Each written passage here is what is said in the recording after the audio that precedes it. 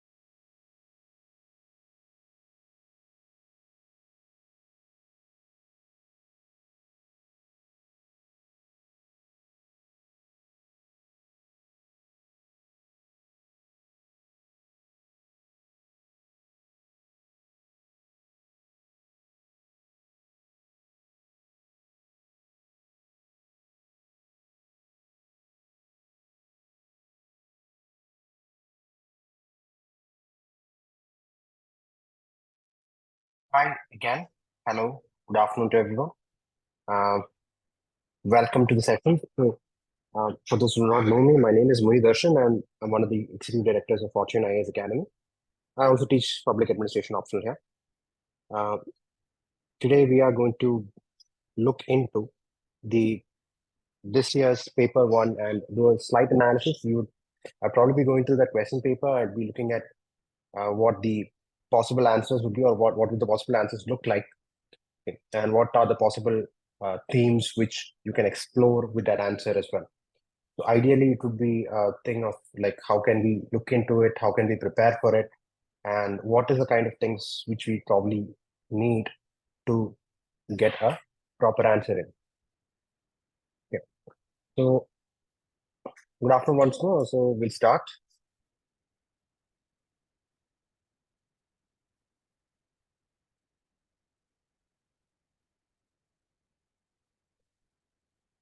Uh, One more thing, I have muted all of you. The reason I muted all of you is specifically when you're doing a live session, especially if there is crosstalk. If someone uh, unmutes themselves, it's going to cause a lot of disturbance across the board. So people who are listening will not be able to hear what I'm trying to say and will cause all kinds of confusion. So your doubts and all you can put in the chat. I'll respond to that. Okay. So I'll explain the question again and then I'll say it. Okay. Because of the difficulties which will happen if I unmute all of you, that's why I kept you on mute. Okay. So probably at the end of it, if I get time, I'll switch the unmute button. Then you can probably ask questions, but at the end only. But for the time being, let's have this experiment and let's have the situation to do this. Okay. So moving on. Okay. So first and foremost, the overall analysis of the question. Uh, this year's public administration question paper was very general, but not just for that. Most optionals had very general papers. Okay. So it was questions which you would be easily able to access and write if you have basic ideas and understanding. Okay. So any person with some understanding would be able to write it.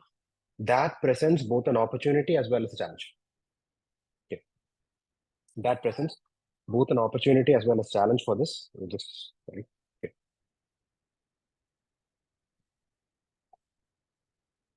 So sorry. Okay.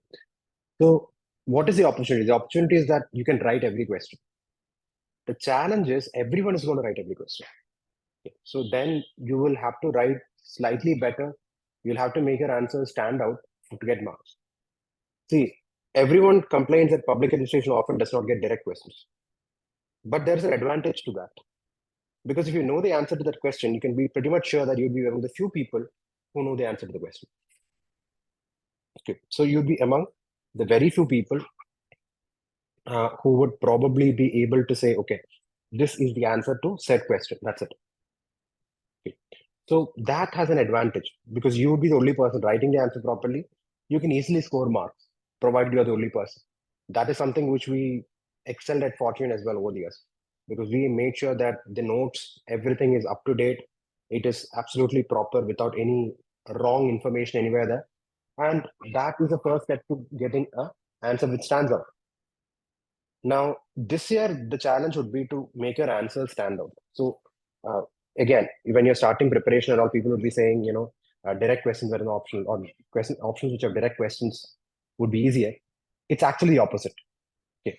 It's slightly tough papers which are good. Paper one would be medium. It is not tough. It would be easy to medium. Paper two this year was considered to be on the easier side, much easier side, and very close to GS paper two. But paper two in public administration traditionally has been easy. Traditionally, it has been easy. So again, the whole point again is the fact that when you understand or when you try to understand public administration, the challenge would be for us to understand the topic. And if you understand the topic, we would be able to generate really good answers. Okay. So in this year's paper, essentially the challenge was not understanding. Any person would be able to write this.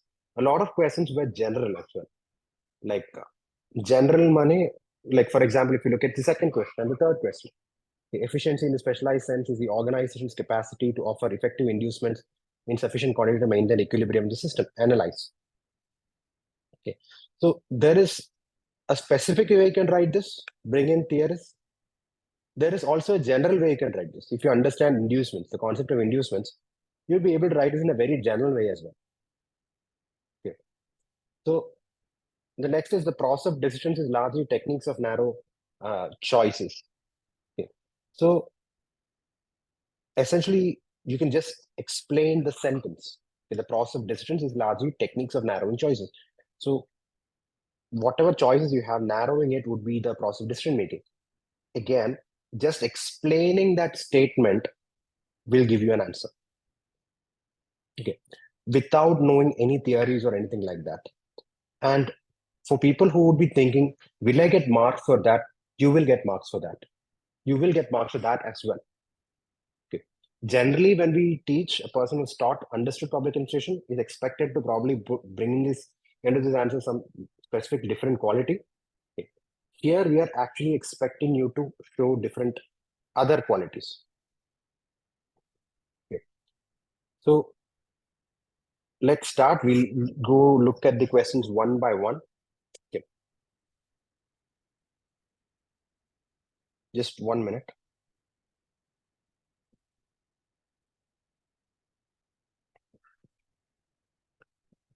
So public administration's horizons have been expanding to cater. Public administration horizons have been expanding to cater to the complex needs of citizens in the globalized era. Explain. Okay. Now, in the first part of the question, when you just look at this part, right? When you look at sorry, when you just look at this part, public administration horizons have been expanding. It would look like a question from the scope of public administration. Okay. But when you read the question fully, to cater to the complex needs of citizens in the globalized era, explain. The keyword is explanation. So we need not worry about any counterpoints or counter narratives as well. Okay. So when you look at it, this question is about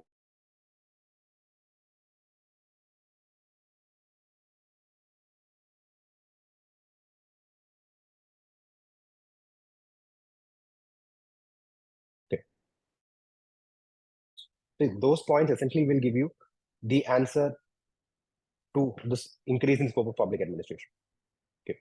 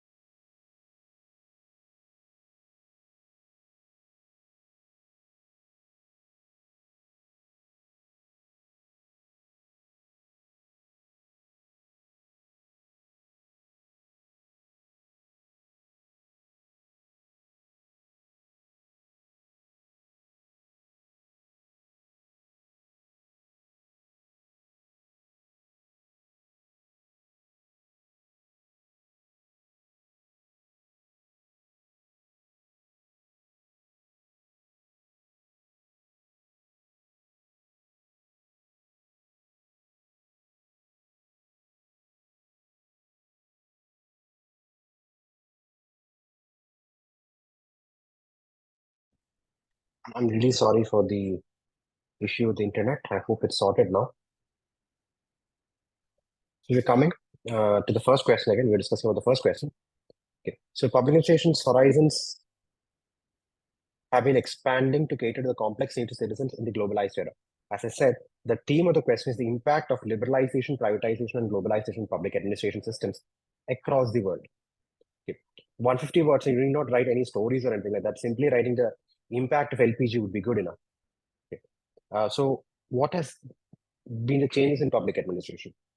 One, public administration has become a pro-market system, or we are seeing a witnessing uh, coming up of a pro-market public administration with a lot of services being contracted out. So essentially, the study and the discipline of public administration has expanded beyond government services into private sector as well as NGOs as well. So public services are no longer provided by the government itself. Government is just one of the agencies which provides community goods or which solves community problems, along with private sector, along with local governments, along with NGOs. So that's one point which I would definitely want here. There's a concern for social justice because essentially the losers of globalization, see, both in the developed country as well in the developing countries, there are a lot of people who have lost to globalization. In the developed countries, we are seeing a displacement of jobs. For example, when you look at America right now, the focus is on bringing jobs back to America. The Biden administration is doing all it can to revive jobs in America because jobs, the factory jobs which employed most of the people, have gone to developing countries. As far as developing countries are concerned, there is displacement of people due to development projects, and these people are often the poorest and marginalized. So, as we consider both the developed as well as developing countries, we find that the poor, the marginalized people have been left out of globalization. They have been left out from getting the benefits of globalization, because of which public administration has to be the agency to bring global justice. So, public administration in the era of globalization has become an agency for global justice. They have taken up the era of welfareism. Okay. So they have expanded scope in that regard. Earlier, before globalization, public administration was generally considered mainly in the backdrop of, say, um, what can I say? Essentially, law and order administration and specific stuff. But when we come to globalization, post-globalization, public administration is taking up aspects of health, education, even providing housing, etc., to the poor marginalized because of the concern for social justice. Okay. So the third aspect, along with that, is the fact that especially in developing countries, public administration has emerged as a protector of citizens' rights against globalization. Okay, because often, because of globalization, there's a lot of problems. There's the issue of law and order issues which emerge out of globalization because people are feeling left out. There is other issues as well, the global justice issue, and the fact that globalization is overwhelming the systems in developing countries. So governments in developing countries, instead of going to the fully market model, have actually brought in public or strengthened public administration in those areas. This is true for countries like India as well. So in India as well, governments have strengthened public administration. And that has led to a strengthening of public administration. Public administration in these areas serve as the protectors of democratic ethics. They serve as the protectors of public sphere, making sure that the people's voices are heard. Because what happens in globalization is that all the decisions are taken at a really high level. They're taken, for example, decisions taken at G7 or G20 are then implemented in countries. The people of the countries have little say in these decisions. It is the public administration in these countries which ensure that the citizens' voices are heard, their voices are protected, the citizens' rights are protected as well. So, as you can see, the scope and also another aspect which has come in the globalized era is the rise of e-governance. So, public administration has also ventured into the era of information communication technology. You can also write in the context of digital era governance as well. Okay, so, these are contexts which you can write and bring in. Okay, so, hope I am clear with what I'm trying to say. Okay. Efficiency in the specialized sense is an organization's capacity to offer effective inducements in sufficient quantity to maintain equilibrium of the system. Analyze. Okay. So talking about efficiency, okay, and organizational efficiency. So generally, efficiency in the thermodynamic term or scientific term is basically output by input into 100%. That is efficiency. So the less input you have for output, the system is most efficient. Okay. But the whole point is many organizations are not efficient as far as in the scientific sense is concerned. Okay. So E question is about the fact that organization's capacity to offer effective inducements is a critical aspect in efficiency of the organization. Okay. And they've linked it to maintaining equilibrium of the system, bringing us to systems theory. Okay. Now, I'm asking you guys, last time I could not get a chat response. Before that, my connection went. So, to you people, which thinker has linked efficiency, inducements, and system theory? Which is the thinker which is coming to your mind? I believe all of your public institution students. Okay. So, I believe there will be old students as well, people who have done this. So, which thinker is linking all the three? Is my question. Good, good. One person has already answered. I want all of you guys to answer. Which is the thinker which should come to your mind when you see this? Not Rick's. Frederick's is not the answer. Also, think about it. Section A. So, administrative thinkers probably.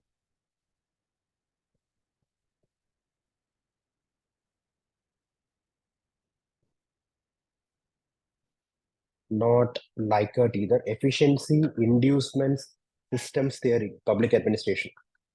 A thinker which connects all the four. Thinker who has given his views in all the four. Likert did give systems theory. Okay. But the exact word inducements specifically was used by another thinker.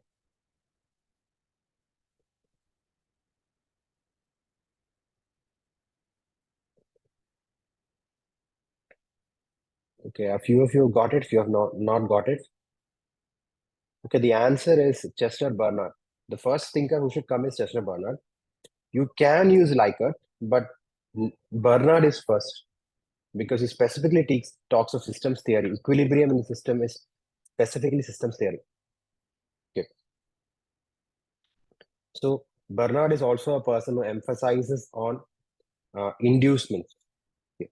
Maintaining system of inducement, both to motivate the persons and also to maintain system output is proper. Okay. That is, and he also essentially says that inducements are not just one. There are different types of inducements, subjective as well as objective inducements. So he talks about inducements like ideal benefaction. He talks of inducements like ability to work in a place which is suits your habits or habitual uh, matching or etc. So essentially, if you bring in Chester Bernard here, it would be good.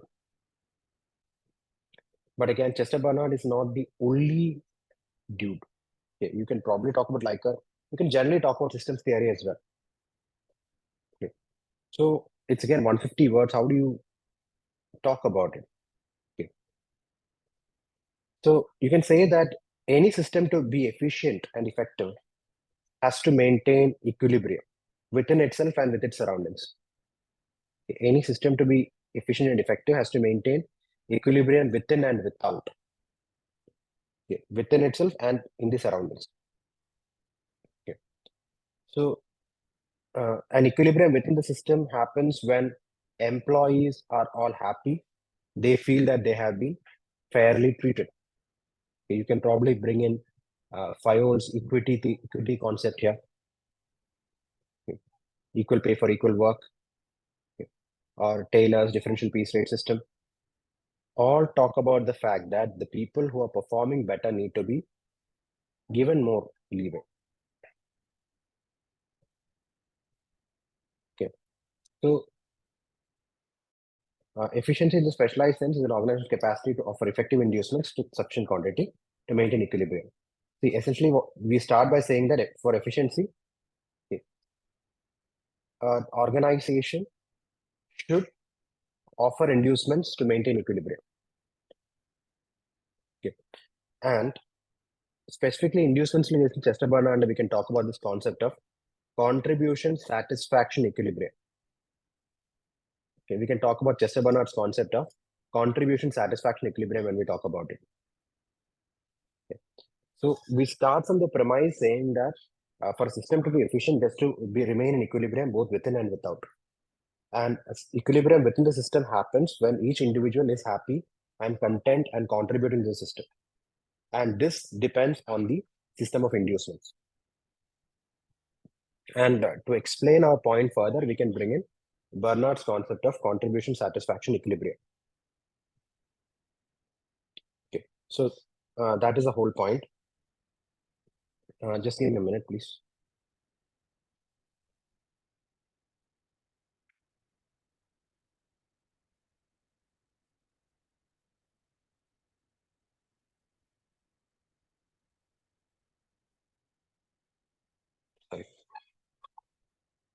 Okay, so that is a context or concept.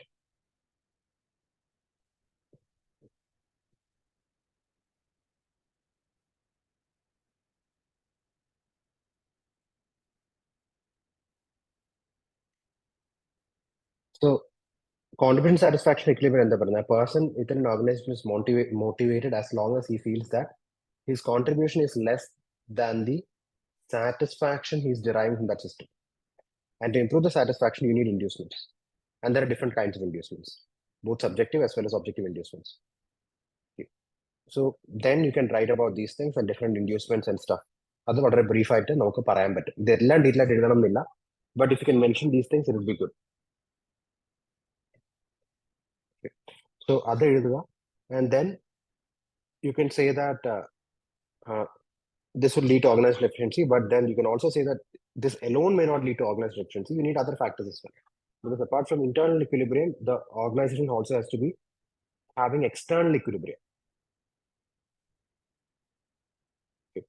So external equilibrium, then you can probably bring in Burns and Chalker, Lawrence and Losch, etc., to explain that factor about how external equilibrium is also critical to the system, and then conclude with it. Okay, so this is one way you can write this answer.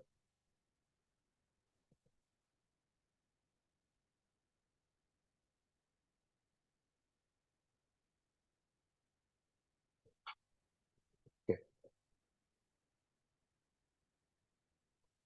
So third is the process of decisions. Is largely techniques of narrowing choices. So again, this one way of writing it, we can just write the actual meaning of it. When we're taking a decision, see, every decision in the political sphere or public administration sphere is essentially the policymaker is uh, beset with multiple choices, multiple alternatives, of which the best has to be chosen. But the point is often we do not know what is the best. Okay. Okay. We do not know what is the best uh, uh, alternative. Okay, so the process of distance is helping us these various methods by which we can narrow down the choices.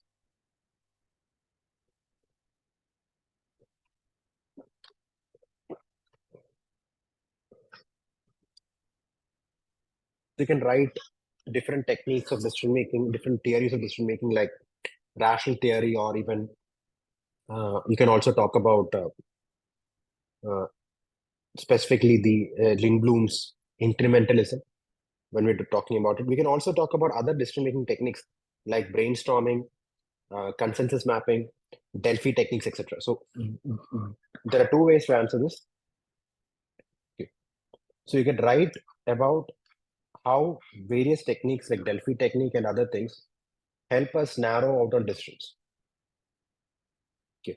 You can also talk about the fact that there are theories like rational decision making model or incremental model, which helps policymakers to reduce the choice of decisions. For example, how does incrementalism help? Incrementalism, the recommendation would be rather than go for an entirely new policy, have a slight change over the existing policy. Okay. The science of muddling through, so to speak. Okay, so you can write about that, or you can write another factor of rational decision making. That is, rank all the alternatives, look at the pros and cons of all the alternatives, and rank them on the basis of desirability and choose the best alternative. Okay, so either way, you are narrowing down on choices through rational decision making theory or the incrementalism theory, or you can talk about theory think concepts like group think. No, sorry, brainstorming, consensus mapping, uh, Delphi technique, etc., which are also techniques for decision making. So that is the requirement for this question. Okay. So just give me a minute.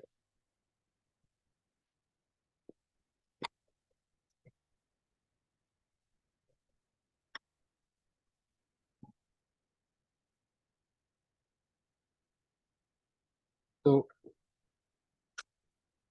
I just give me a minute. I'm going to change the slide a little bit. I want to uh, take a new slide now.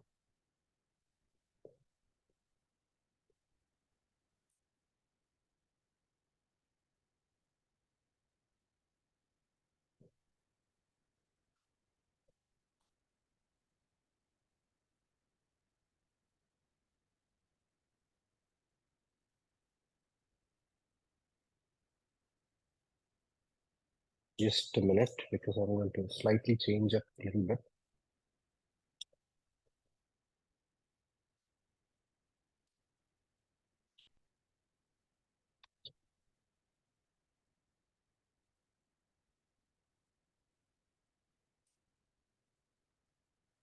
I'm going to use a slide which also has the answer, because I was explaining the questions, it's probably difficult for you to pick on things. So I'm going to show you this thing with the answer as well.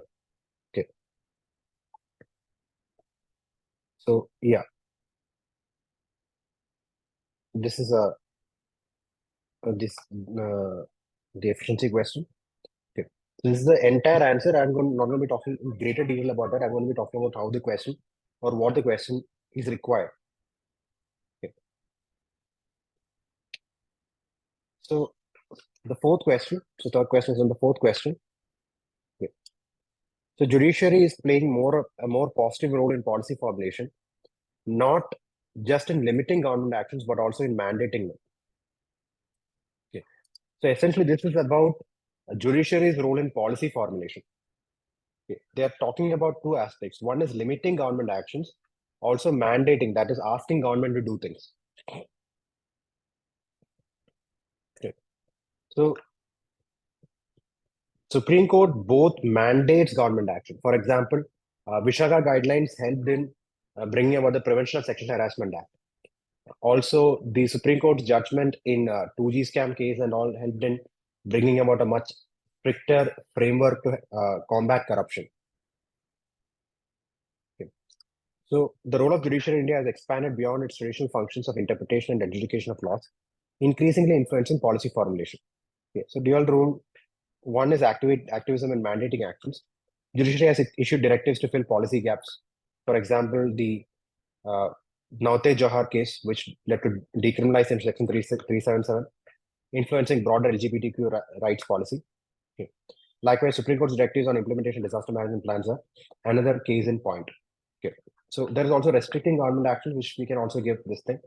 For instance, Supreme Court's intervention in Aadhaar case limited the scope of mandatory Aadhaar linking. Okay. So essentially, Aadhaar was used for everything. Supreme Court said that Aadhaar cannot be used for things except the most critical things. Okay, because they brought it under the right to privacy. So it also restricts government actions in a way that it does not violate people's rights. Okay. So both restricts government actions, at the same time it mandates government actions in certain cases. Okay. It reduces PILs, for example, Vishaka case led to formulation of guidelines for sexual harassment and also led to the Prevention of Sexual Harassment Act. Okay. But at the same time, you also have to write briefly about okay, the debates about judicial overreach. Essentially, what judiciary does with these things is it's overreaching into uh, the sphere of government. Policy is the exclusive domain of government. No one else is supposed to work on policy. Only the government is supposed to work in policy. Okay, because they have the mandate of the people. Okay. So whenever judiciary comes into this, there is also a debate about judiciary overreaching into government sphere. Uh, in summary, judiciary in India has adopted a more proactive stance in policy formulation, both by limiting and mandating government actions. Although this brings immediate policy impacts, it raises questions about balance of power among the three branches of government. Okay, so it brings immediate impact, but in the long term, it affects democracy because people will then look to judiciary as the legitimate body. It will affect the legitimacy of the government. It will also affect democratic decision making because if government makes a wrong decision, people can then make the government rethink its decision through the ballot box and other mechanisms, through protests, through interacting with the government. So these are the things. Okay, it raises questions about the balance of powers. So essentially, ideally, in an ideal world, judiciary should not be doing it. But at the same time, the fact that judiciary is doing it also points to the fact that our system is weakened. Both the executive as well as the legislature often leave the people in lurch, so which makes the judiciary intervene. Okay. So these are different angles which you can explore in this question. Again, just 150 words to play along with. So in within that, you have to bring all these concepts in. Okay. The final question: citizen charters focus is on empowering citizens concerning public service directly analyzed. Okay. So, see, there are different ways to introduce this. I've chosen to use an introduction which will link citizen charter to new public management. Citizen charter is essentially it can be linked to both new public management as well as new public service. Okay. But essentially, because it is originally an NPM idea, so I've just linked it to NPM, okay, emphasizing customer-centric services, performance metrics, and accountability, which dovetails with the objective of citizen charters. So this is something which you can do in your actual exam as well. Link it to a known theory. Okay. The charter makes the functioning of public departments transparent by listing the services offered, service standards, grievance resolve mechanisms, etc. This allows citizens to have clear expectations and hold public servants accountable. Okay. Then accountability, by specifying the standard timeline for services and procedures to file complaints, citizen charters make civil servants more accountable to the people they serve. Citizens can also track the performance of the service. Okay. So this is done through there are various citizens report card in Karnataka, brought out by the Public Affairs Center. Standardization of services, the citizens charter sets uniform criteria and guidelines for delivering public services, which helps in the standardized, fair, and impartial delivery of public services to all its citizens. Participative governance encourages citizen participation in governance. So charter is not just a document; it's also a vision. It's also an ideology of more citizen participation, of putting citizens first. And if anything wrong happens, uh, it has to be rectified immediately. Grievance redressal, given its focus on specific services and clear procedures, the charter facilitates immediate redressal of grievances, placing the power directly into the hands of citizens. While citizen charters hold significant promise, okay, their efficiency is often undermined by implementation gaps. Okay. Implementation gaps essentially is often charters being vision and mission statements. The criticisms എല്ലാം നമുക്ക് എഴുതാം, but since we do not have time or space or words, we'll restrict it to. So we'll restrict it to a few words like this. Like for example, the efficacy is undermined by implementation gaps and limited awareness. And implementation gaps are the fact that most charters are vision mission statement. There is poor grievance redressal mechanism. Uh, Citizens are not aware of charters, which has been brought out by various case studies by Second ARC, Public Affairs Center, Bangalore, and another case study which is done in Gujarat. All of them point to the fact that many citizens are not aware of citizen charters. Okay. So how do we solve it? Strengthening the enforceability of charters through Right to Service Public Service Act, educating citizens about their rights under them, okay, and regularly updating them to reflect changing needs can be effective steps forward. So essentially put the 3 points which is need for way forward in the conclusion. Okay. So that is essentially, see, the challenge here is also to bring in this the theory part as well as all these concepts within 150 words itself. So this is how we can specifically do it. Okay. So I hope we are clear about it. So we are moving forward. This is a 20 marker. Okay. So Foley firmly advocated for cultivating interdependence and collaboration among individuals as the key to resolving conflicts and establishing more harmonious and all-encompassing social structures. Discuss. Okay. So interdependence and collaboration among individuals. Essentially, this question is about both the positives and negatives of Foley's theory. Okay, but discuss nalladana. So essentially, you have to explain Foley's theory and write criticisms and conclude it. That's it. Okay. So you can talk about Foley's concepts, for example, power with over power over. Okay. Concept power with arguing that collaborative power is more effective than coercive power over mechanisms. Okay. So it laid the groundwork for participatory management styles prevalent today. Interdependence, concept of integration, okay, and how to solve it. Okay. Collaboration with participation, holistic approach, law of situation. You can also talk about the concept of circular response. Okay. And in collaboration, participation, power with the power over, we can also bring in the concept of circular response. Okay. And Singh is also been criticized for her idealistic approach. Okay. Theories are idealistic and essentially may not be practical in settings where power imbalance is severe. Complexity, the intricacy involved in achieving true interdependence and integration can be daunting, making it difficult to implement these principles in large bureaucratic settings. While Foley's ideas are conceptually strong, he did not provide a structured methodology for implementing them, which can pose challenges to real-world application. Mary Parker Foley's theories provide a robust. So essentially, criticisms and then you can write a conclusion. So how do you write it? A general introduction about Foley. Okay. Foley also differed. You can write either this, or you can write the fact that Mary Parker Foley was a prophet of management, or the fact that she was a thinker ahead of her times. And then you can write her the key concepts of her theory, which is this, and her criticisms as well. Idealistics and may not be practical, too much complexity, okay. Structured methodology for implementation, and you can give your solutions for it. And you can also see that in the points, I've actually tried to incorporate how Foley's theories are used in present day. Okay. Diplomatic relations, corporate strategies, modern conflict resolution strategies are based on the concept of integration. Okay. Okay. Diplomacy or conflict resolution strategies, they are based on integration. Okay. So these are things which actually come about. Okay. So these are things. So I hope I'm clear.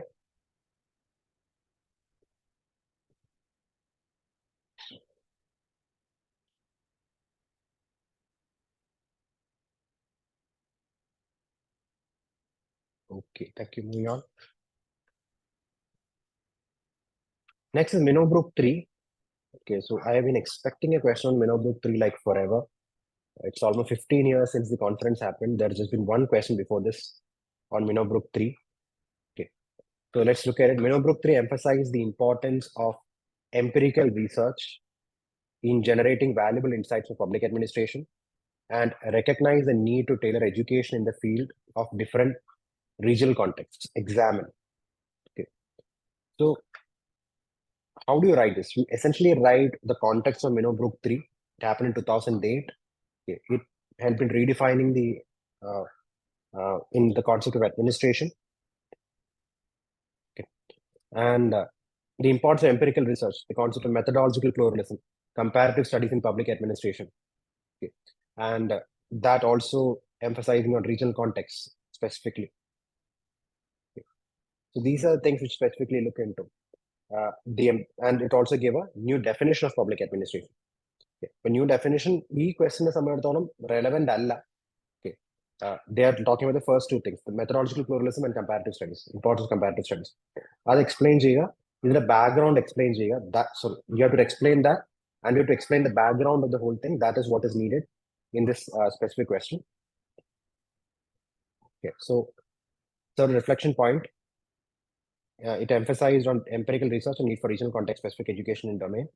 Okay, so we are essentially here. I made this introduction by actually playing with the words in the question itself. Okay. So it emphasizes a shift from theoretical and normative perspectives to evidence-based approaches. Okay. Within that, you can also bring in contexts of specific aspects of Minobrook. Okay.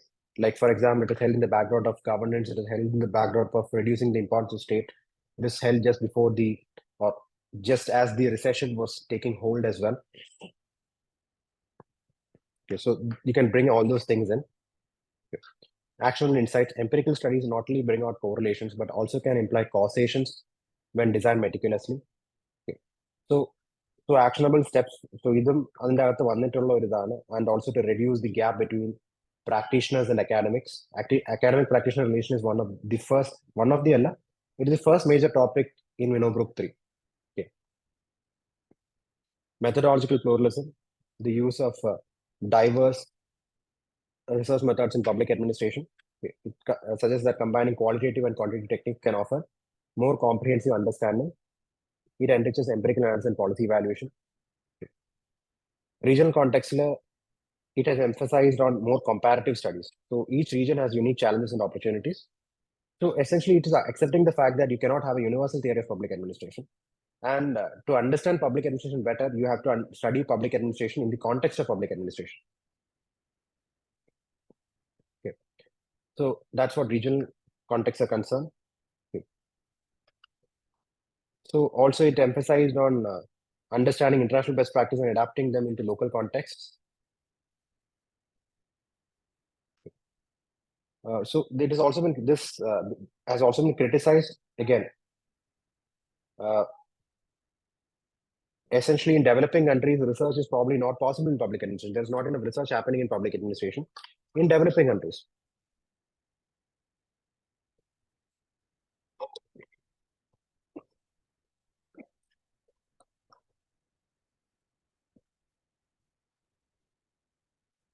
Also, the push for empirical methods may overshadow the cultural and social factors that also play a vital role in public administration. So, Minobrook 3, it influenced public administration, but at the same time, its impact was limited. There's kind of also status quo is there's also this fear of the discipline losing its identity, which is there in 1988 itself. Okay. So it did not have again, the radical agenda of 1968 was sadly not seen in 2008 itself, though it was closer to Minobrook 1 than Minobrook 2. Okay, but it is not as radical as Minobrook 1 again. Okay. So at the same time, it emphasized on comparative studies, it embraced comparative studies, it embraced methodological pluralism, not just quantitative, like behavioralism matralla. There's also qualitative ethics, value-oriented studies as well. So it's wanting research in different fields to understand and enrich the field of public administration. And also the fact that public administration has gone beyond government. When you look at the definition of public administration as far as Minobrook is concerned, public administration has actually gone beyond government. So it's the study of human dialogue, interaction, action, etc.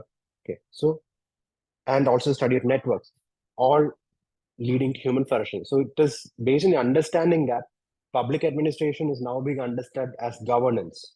It is the activity of different agents, including government, which come together and solve the problems of community.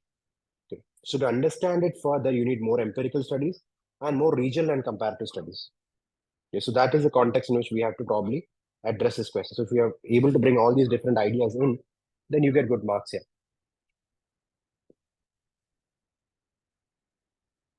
Okay. Next question.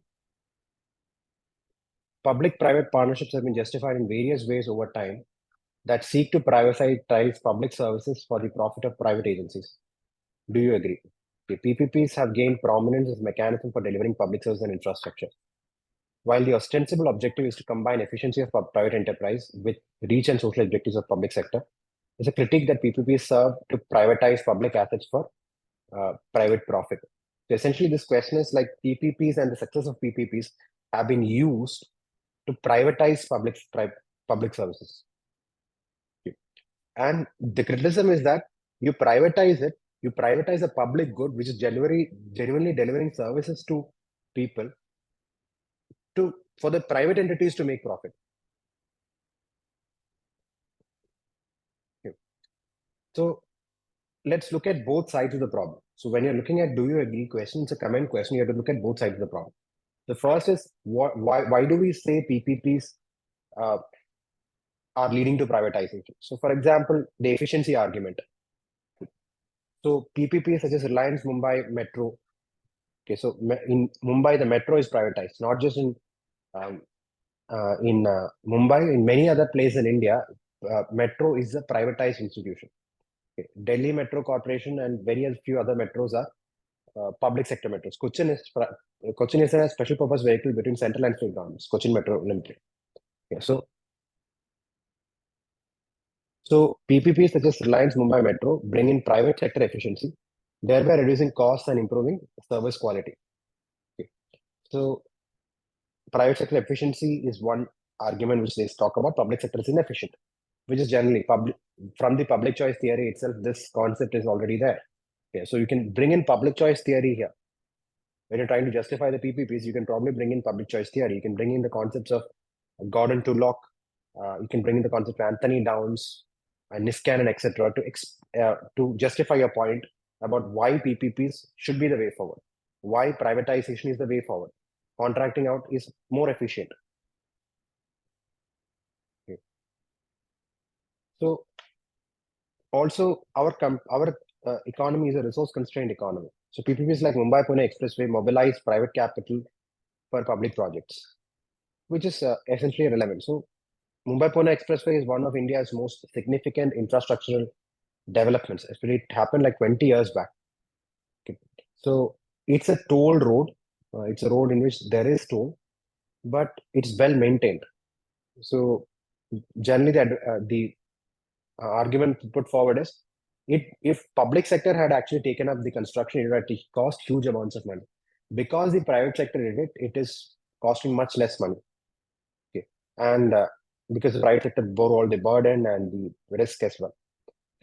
And it gave choice to the people as well, because there's the old NH4 which connects Mumbai and Pune as well, which is a longer route. So people who do not want to pay the toll on expressway can go on the NH4 route as well. Okay. So giving choices to people. Okay. At the same time, there are some criticism. Okay. For example, critics argue that PPPs can drive profitability over public welfare. For instance, toll road projects user fees are often higher than what would have been charged under public ownership. This problem is already there in Kerala, because when you look at Kerala's toll roads, there is one in Paliyakkara and Thrissur, and it has been found that already that has given huge profits to the people who are running that toll. Okay. So often people have to pay even if they have already paid back the amount for the road. So people are questioning the profit motive. Also, privatization of water supply and subsidies raised concerns about commodification of essential service and equitable access. There was privatization of electricity in Delhi, was what led to huge criticisms, uh, which again led to the rise of Aam Aadmi Party in Delhi, the privatization of electricity supply in Delhi.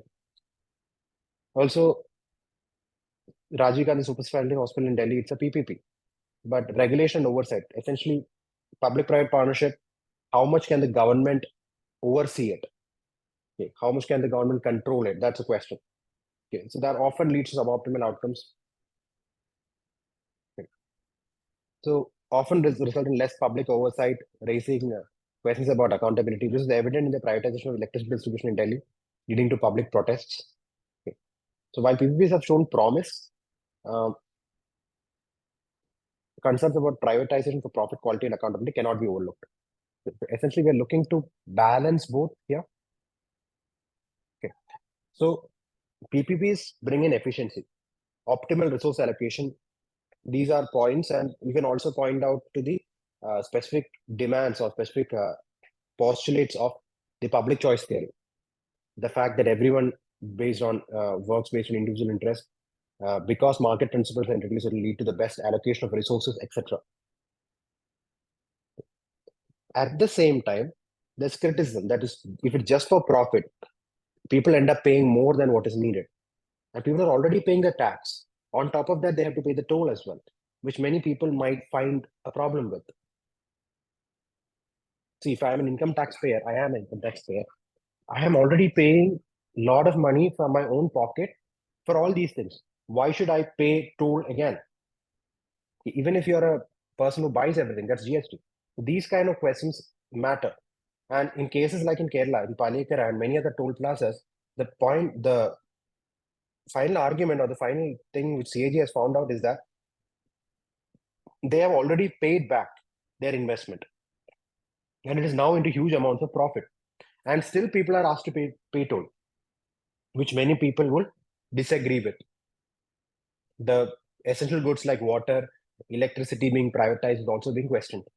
Okay. And often because of regulatory oversight, the expected benefits, the expected efficiency is not seen.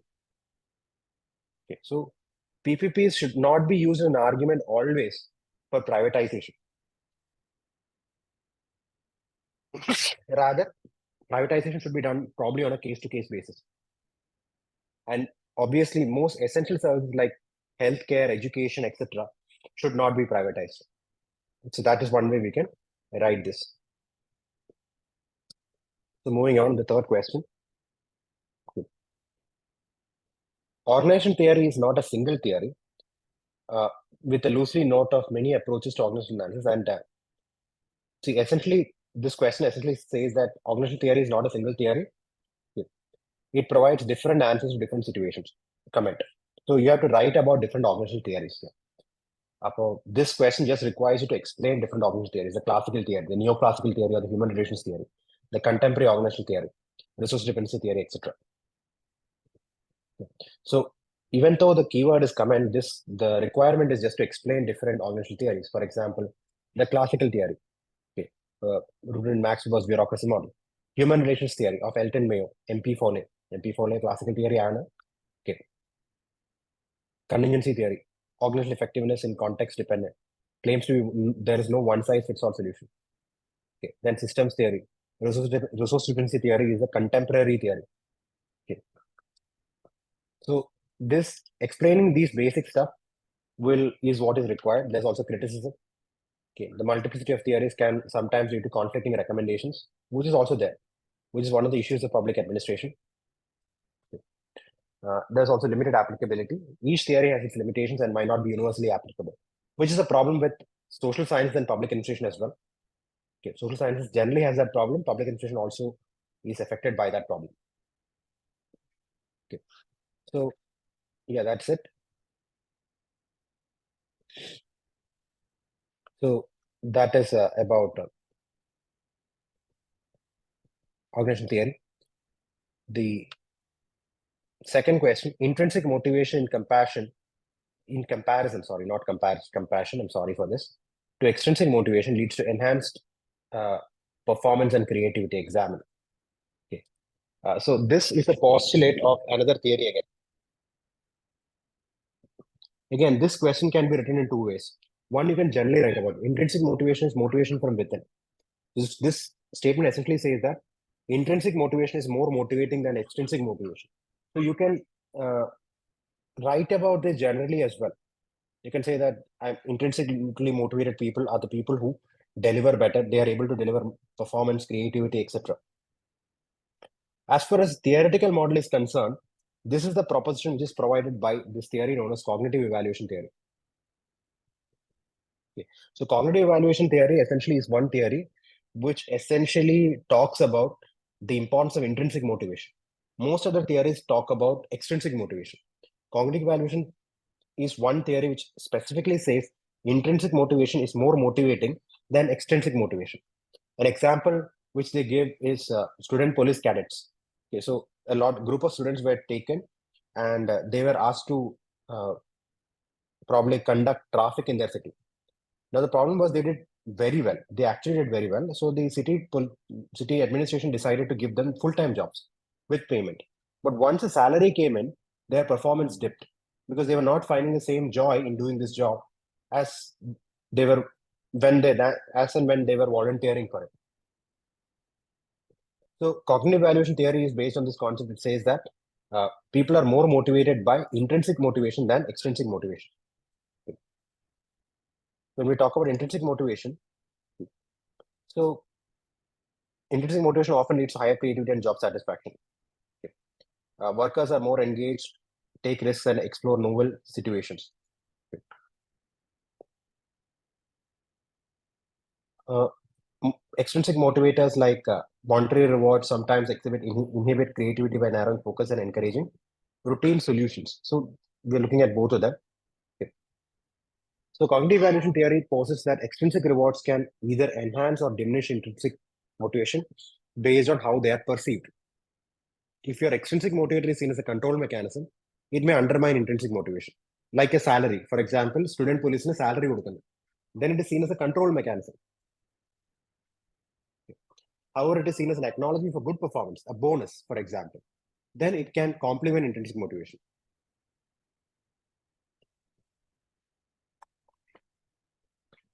So ideally, we need a balance of both.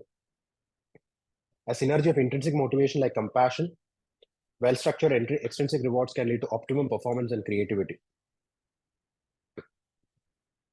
The cognitive evaluation theory suggests that extrinsic motivators should be designed to affirm competence rather than control behavior. So essentially, I've designed this answer and the points based on cognitive evaluation theory. Okay. Because that's how I would be writing it. Because this is obviously cognitive evaluation theory of motivation. That's the easiest way. But generally, if you're writing a general thing, okay, general if we can actually give you some marks, it will definitely give you marks. But if you can bring in a theory, then it suddenly looks more sophisticated. Okay.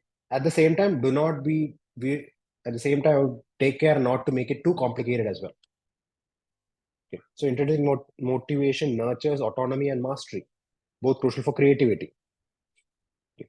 So essentially, intrinsic motivation helps in creativity and other aspects of it.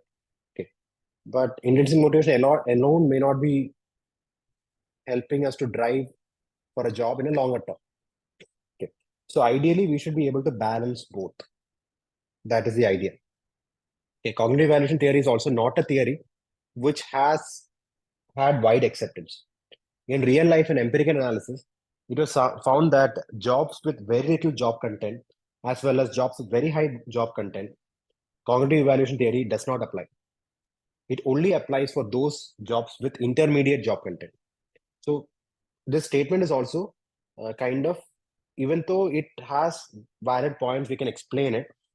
There is a problem here that it is only focusing on specific aspects of it. Okay. This theory will empirically it will only be applicable for jobs with intermediate job content.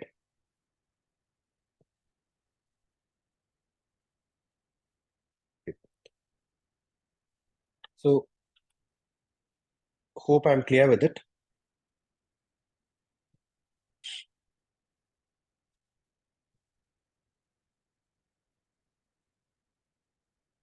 The backlash against right information by the state hampered the citizens' right to know, examine and point out the need to amend RTA Act to provide protection to RTA activists. So recently there has been a backlash against RTA, both in law. For example, in 2019, the Amendment Act to RTA, the amendment to RTI weakened the RTA Act. Okay. It diminished because essentially before that, the Central Information Commissioner was made equal to the Central Election Commissioner. So he could only be removed by a process like that. But now it is easier to remove a Central Election Commissioner. The process of appointment and dismissal is completely left to the government. So it diminished the autonomy of information commissioners. Also, we find that both at the central level as at the state level, there is huge vacancies in the information commission. At the central level, according to the report by Satark Nagarik Sangadan, SNS, till last year, for the last 7 years, actually, majority of the time, more than 50% of the vacancies in Information Commission, Central Information Commission was not filled. That was the same in all the state commissions as well. There were many states in which there was no Information Commission in the first place. That has affected the citizens' right to know. Also, RTA activists have faced intimidation, threats, and other fatalities, which can be used as a backlash. Bureaucratic hurdles. This has been pointed out by various studies, both by the report of Central Information Commissioner, also talks about this. Slow responses, complicated procedures, and other bureaucratic challenges serve indirect mechanisms by which state limits the potency of the act. Okay. Also, the state acts exemptions. Recently, the act's exemptions have been widened, which have been used to prevent citizens from accessing information. The Whistleblowers Protection Act aimed to establish a mechanism for protecting the identity of whistleblowers, category that includes RTA activists. Okay, however, the Amendment Act 2015 introduced several changes like increasing exemptions, need to reveal identity and lack of actual protection that have raised concerns about dilution. So essentially, Whistleblowers Protection Act is supposed to protect RTA activists, public interest disclosure, and protection of people making public interest disclosure. But already the Whistleblowers Protection Act was a very weak act with very little emphasis on protection. Okay. It has been further weakened in 2015. 2015, after the amendment, one of the criticisms which came was now there is no one left to protect because it kind of makes sure that no one is protected under the Whistleblowers Protection Act. Okay. So that has affected people working in RTA. And also the fact that it does not go to private individuals many a times. So RTA activists are often not covered under the Whistleblowers Protection Act. Okay. Also, as per the CHRI, the Central Human Rights Institute report, the Commonwealth Human Rights Institute report, around 28 RTA activists were threatened, assaulted, or killed every year on average since the RTA Act was implemented in 2005. Over 100 RTA activists have been killed, 182 have been assaulted, 188 harassed or threatened, okay. Or 7 have died by suicide. So as you can see here, the over 100 people have been killed in the last 18 years. This is why we need an amendment. So how do you change this? Legal safeguards, explicit legal protections for activists against harassment threats, swift justice, instituting fast-track courts for speedy trials, transparency measures. The RTA process should be made more transparent.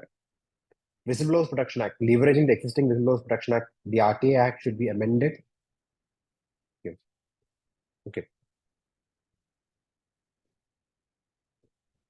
So these are kind of like the way forwards for it. So how does it look like? Well, essentially, we have to talk about the state's backlash, why there's a need to protect RTA activists, amendments specifically, okay, and what is the way forward. So that is how we structure this question.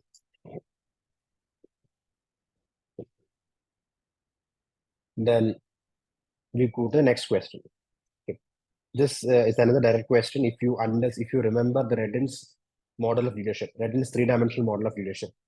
Okay. So Reddin's model of leadership added a third dimension to the existing two basic dimensions of leadership identified by Ohio Studies and Blake and Morton. This question's demand is to explain Ohio Studies, Blake and Morton theory, as well as Reddin's theory. So Reddin's theory you need not explain in full. You probably draw the diagram and explain a couple of leadership styles. That's it. Okay. So the Ohio Studies and Blake and Morton identify two dimensions. One is concern for production, which is task orientation, and concern for people, that's relationship orientation. Okay. Reddin introduced a third dimension, effectiveness. Reddin essentially said that in every leadership style, there's both an effective style as well as an ineffective style. Okay. So you're bringing in situations into this. This is the Ohio studies. Okay. It focused on two dimensions, that is initiating structure and behave consideration for relationship. Okay. So they divided based on this. They said there are four leadership styles. They felt that this would be the most efficient leadership style, which is high consideration, high initiating structure. But there is no empirical evidence for that actually. Then we come to the Blake and Morton's grid theory, managerial grid theory. As you can see, 81 different styles of management. They specifically talk about five.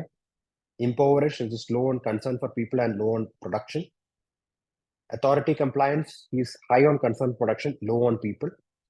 Country club management is high on concern for people, but low on concern for production. 99 is team management. He's high on both. Middle of the road management is essentially a person who is balance of everything. Okay. Again, empirically, there's no management style which is better than the other. Mainly because different managerial styles become effective based on different situations. Okay. Then we come to Reddin's 3D model, as you can see, effectiveness. So as you can see, for example, separated. Separated is low on relationship and low on task. There's a deserter who is an inappropriate style, who's a weak style. At the same time, we have a bureaucrat who is efficient as well. Okay. A dedicated leader. The less inappropriate style would be an autocrat, someone who controls all the power, does not let any freedom. Okay. Appropriate style would be a benevolent autocrat as well. Okay. So Reddin's model emphasized that leaders can and should adapt their style depending on situation, which was a significant addition to existing leadership models. So essentially, Reddin is saying, according to a situation, according to a certain contingency, any leadership style can be effective and ineffective. So leaders should adapt according to the situation to be more effective. That's what Reddin's final aspect is. Okay. So there is criticisms as well. Reddin's model is very complex. Again, just like the other two studies, there's no actual empirical study. There's no actual field study which proves these things. Just like Reddin says. So we know that certain managerial styles are successful in certain situations, but Reddin's theory per se is not probably viewed in the field. Okay.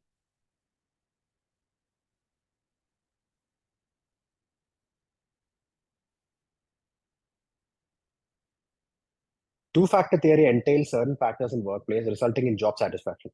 while others, if absent, lead to dissatisfaction. Okay. So it emphasizes on certain factors in workplace resulting in job satisfaction. So this we are talking about Herzberg's two-factor theory. Okay. So essentially, this question requires you to explain Herzberg's two-factor theory. It's a very direct question. Okay. So it's more direct than anything which I've seen in publication recently.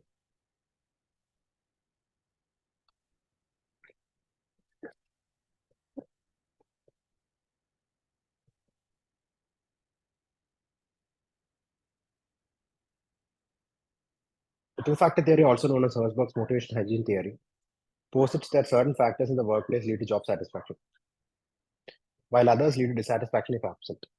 Okay. So you're looking at motivators and hygiene factors. Okay. So motivators are intrinsic factors related to job itself, achievement, recognition, the work itself, responsibility, advancement, and growth. So when you're writing about motivators, you have to say which are the motivators. Okay. So they relate closely to work conditions and responsibilities, etc. Okay. So IT sector, growth prospects, challenging projects to satisfy their employees. Okay. Infosys and TCS offer fast-track career paths and continuous learning opportunities. You need high job satisfaction levels. So this is an example of motivators in India's IT sector. Okay. Hygiene factors, extrinsic factors are okay. If absent or insufficient, lead to dissatisfaction. Okay. Salary, company policies, interpersonal relations, etc. So PSUs are often criticized for poor working conditions, rigid policies, and lack of modern amenities, leading to employee dissatisfaction. Okay. So essentially, organizations need to address both. Okay. In the Indian context, specifically, Herzberg devises theory in the American context. When you look at India, see, when you're looking at these theories and writing answers, if you can bring in the Indian context, it would be good. Okay. So in India, these factors outweigh the motivating factors. Okay. So Indian organizations are often influenced by paternalistic culture, might offer perks like familial working environments as part of their hygiene factors, differing from Western business practices. The familial working environments are you have townships in PSUs where you can bring your family in as well. On the, okay. And also, not just that, within the working environment, many organizations try to create a family-like environment. Okay. It's like coming to your family, making people comfortable, uh, having a feeling of being together, supporting your employees just not just in work but in other areas as well. Okay. So that is another aspect which specifically we find in India.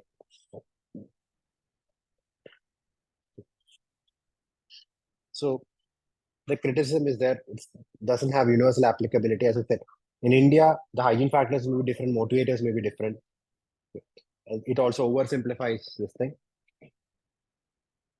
So again, it's just my thought of just the way I would actually write it. I'd bring in the Indian context here. I'll just not simply write Herzberg's two-factor theory. I'll see how probably we can bring in through examples and otherwise how we can probably apply to India. Okay, so that's one way which I'll probably bring it in. Okay. So subordinate legislation, it's another name for delegate legislation. Subordinate legislation has its drawbacks. It does not negate the fact that it is also quite beneficial. Examine. So this question requires us to write the positives and negatives of delegated legislation and give a conclusion to it. Okay, it's very simple again, direct question again. Okay, so it's known as delegated or secondary legislation, refers to laws made by individual or body under powers granted to them by an act of parliament or legislature. While this practice has its merits, it's not without its drawbacks. Okay. Positives on the efficiency. Given the cumbersome process of legislative approval, subordinate legislation speeds up lawmaking. For example, amidst the COVID-19 pandemic, quick modifications to health protocols could be enacted without delay. Okay. Technically, it brings the technical expertise. There is flexibility. Okay. There is also democratic deficit in the but you can also make sure that administration has better interface with the people. Okay. So these are the benefits. What are the negatives? One, it gives the executive unaccountable power. Too much power to the executive. Okay. Second is quality concerns. For example, the executive or the administration in India is generalist. They are, even though we say they are technically, we give, especially even though we say we give this for technical expertise, in reality, many of these people are journalists. They are not technical experts. They are not probably people you would want making those rules because they do not have any idea about the technical aspects of it. Okay. So an example is the Environmental Impact Assessment Notification 2020. Okay. So it is criticized for loopholes and dilutions. Okay. Then complexity and overlap. Okay. So in both central and state bodies are overlapping rules and regulations. So there is complexity and overlap in India. There is also legislative overreach. Okay. So controversial like the use of Article 370 to extend presence rule are often cited. So essentially, see either need not write it. Okay. The type is പെട്ടെന്ന്. So it undermines the principle of separation of powers. Essentially, it allows the executive to overreach into legislative powers. It's a double-edged sword conclusion anyway you can write it. Yeah. So അതിലെ മുമ്പത്തെ 370 അത് അപ്പോൾ type ചെയ്തപ്പോൾ വന്നൊരു example ആണ്. I'll probably be changing it to a better example soon when I share with you. See, e-question, it's not something which we're generally learning.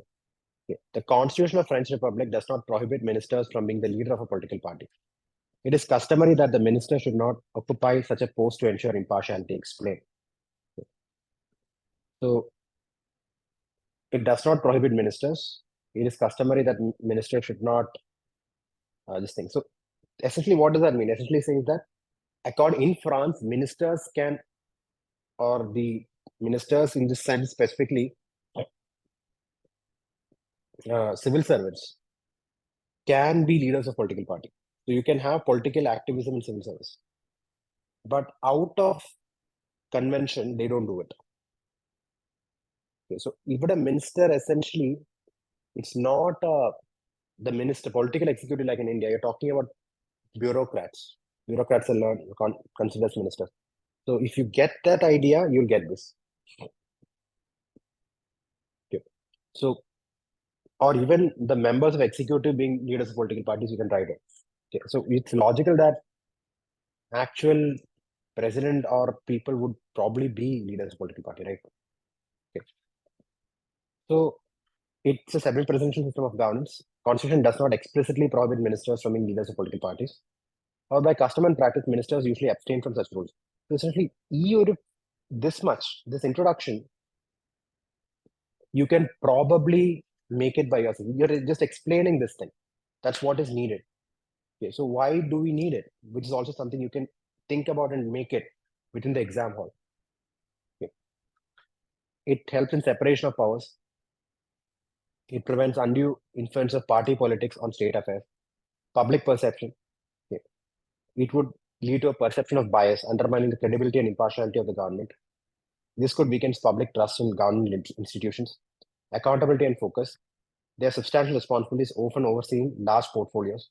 The detachment from party leadership allows them to focus solely on governance. Conflict of interest.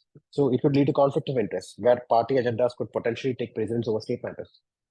Cabinet unity. If ministers were also party leaders, it would create internal rifts within the cabinet, especially in coalition governments, making it difficult to achieve collective responsibility.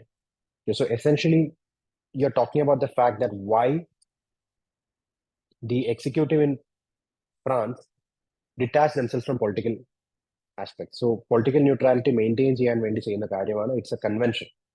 Okay. So again, these different things, these are general points which you can think about and write it. That's what's needed as well. Okay, so this question probably, it's a general question, it's a direct question. It requires you to probably think a little bit inside the exam hall.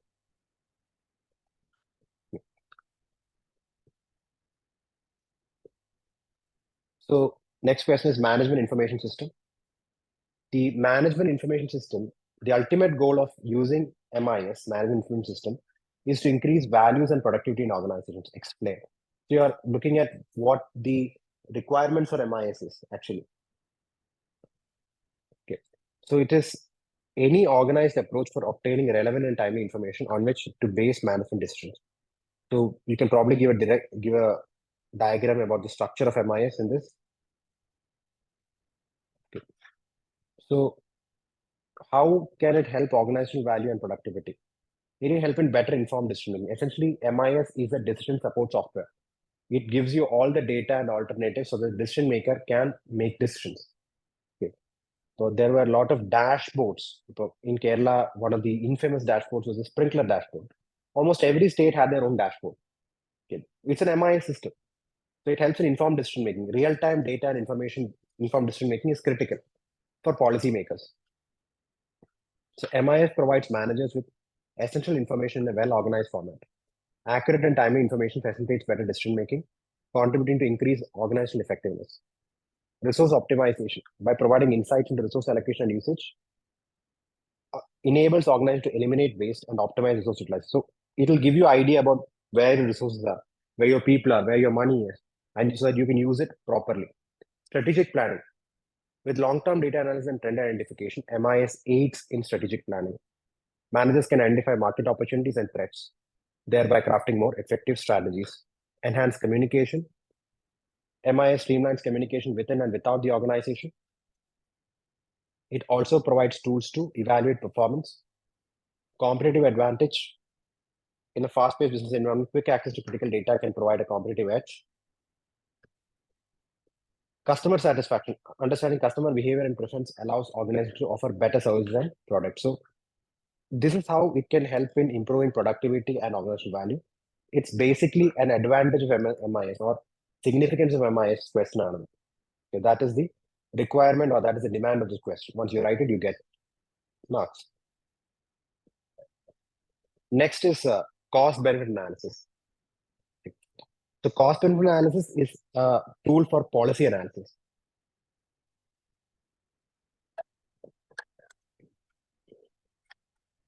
It is usually done when there is not enough resources, which is usually the case in state. In governments or governments usually do not have enough resources for all their projects.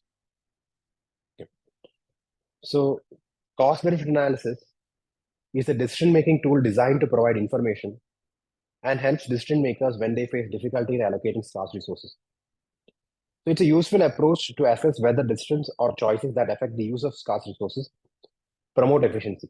Considering a specific policy and relevant alternatives, the analysis involves systemic identification of policy consequences, followed by evaluation of social benefits and costs, and then application of the appropriate decision criteria. Okay.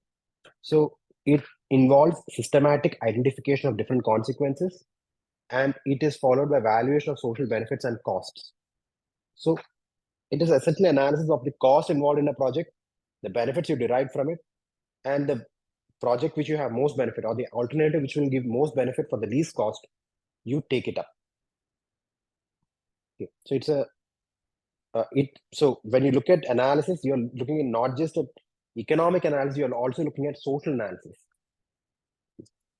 So it's a very complicated system. So the foundational principles include explicit valuation, consequential valuation, and additive accounting. So explicit valuation is bringing value to each and everything, costing to each and every aspect of the project, including the benefits to people. Also, you're looking at what is the change in valuation, what is the policies implemented, and accounting based on both these things. That's what's called as additive accounting. So resource allocation in a developing country like India with resource constraints, cost benefit analysis helps to prioritize schemes. So for example, the Pradhan Mantri Gram Sadak Yojana was formulated after conducting cost benefit analysis to identify the impact of rural road connectivity on economic development. Transparency. Okay. For example, the cost benefit analysis for Delhi Metro made public. So recently in Kerala also, the consultancy study on KRL has been made public. The most part of it has been made public. The people can now analyze the project. Okay. Objective evaluation. Policies like goods and service tax assessed during CBA to quantify potential economic benefits over costs. This is administrative complexity, thereby helping lawmakers make an informed decision. It is also it also helps understand the long-term impacts. Okay. Using discount future benefits, including increased life expectancy and reduced healthcare costs. Okay. So it is not just the immediate cost; it's looking at the overall cost as well. Comparative analysis. The choice between investing in renewable energy versus traditional fossil fuels was influenced by CBA, okay, which indicated long-term benefits of renewable sources. You can compare between renewable energy as well as traditional fossil fuels. Okay, risk assessment. Okay, so it helps identify the risks and make necessary adjustments in premium rates as far as the Pradhan Mantri Fasal Bima Yojana is concerned. Stakeholder engagement. Okay.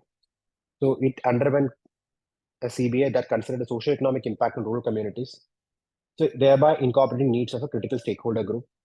Legal and ethical compliance. Okay. So environmental impact assessments are a form of CBA as well. So these are the positive aspects of CBA. You need not write the whole thing, it's just 150 worder. A few questions would be done. Few points of this would be enough. Criticisms. One is quantification challenges. Assigning monetary value to intangible factors. So essentially, environmental protection. You're looking at benefits to people. A lot of these things are intangibles that you can't measure them, and sometimes they happen over a long period of time as well. So on these cases, it's mostly it's it's not a solid data. It's not a data you can say, okay, this is going to happen for sure, because you can never do that in public policy. You can never specifically say that, okay, you do this and you'll get this uh, response. There's a lot of other factors which is influencing public policy which we are not yet sure of. So quantifying many benefits, especially social benefits and all, it's a bit difficult process. Equity concerns. CBA may focus on overall efficiency, like at the expense of equity, possibly marginalizing certain groups. Okay. So again, generally there's criticism of cost benefit analysis from the gender perspective. It says that CBA often leaves out gender equity concerns when the process of analysis is taking part, etc.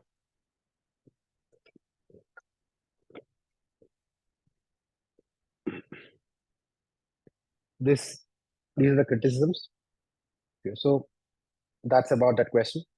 Okay, you need not write all those points in 150 words. You can only write few. You need not use so many words as well. Okay. The next question: monetary policy and fiscal policy are different, but both are used to regulate the economy. Discuss. So this question, the simple demand is the difference between monetary and fiscal policy. That's it. So you can write the nature and objective. Monetary policy is inflation targeting, managed by RBI. Fiscal policy is managed by government through the budget, involves taxation and government spending. What are the instruments? Interest rates, open market operations, fiscal policy, taxation, government spending. Okay. Time. Monetary policy is faster to implement. Fiscal policy is slower because the budget has to pass the legislature for it to come into play. Okay. Monetary policy, inflation targeting. Fiscal policy has broader socio-economic goals like employment generation, development, social welfare, etc. Constraints. Monetary policy is limited by zero lower bond interest rates and potential capital outflows. Fiscal policy, budgetary constraints and political considerations can limit its effectiveness. Another thing which affects monetary policy, which is not there in the key specifically, is the fact that in India, there is a large non-monetized sector as well. Okay. So RBI's repo rate adjustments to control inflation.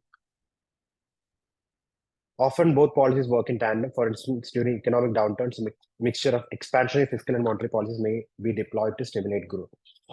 Especially now, RBI is in line with fiscal policy. There were times in the past when there was fight between the RBI as well as the central government, especially in 2013 and all. Now that era is long gone and there is proper collaboration between both. Okay, so next question. Instead of conflict, the employer-employee relationship would be one of mutual reliance. Explain. So employer-employee relationship is critical in civil services, essentially because civil servants do not have political rights. They are not allowed to be members of political party in India. Okay.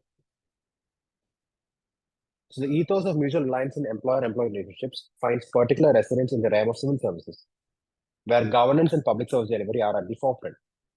Several frameworks, such as Joint Consultative Mechanism in India and Whitley Council in UK, underscore the importance of this concept. So, Joint Consultative Mechanism, Whitley Councils are tools or instruments for employer-employee relationship in these two administrations. Both of them facilitate dialogue between the government and civil servants. Okay, so it kind of restricts the need for political activism for civil servants. It helps in stakeholder consultation for new policies, programs. It also helps for better this thing as well, better implementation of reforms into civil servants, service, etc.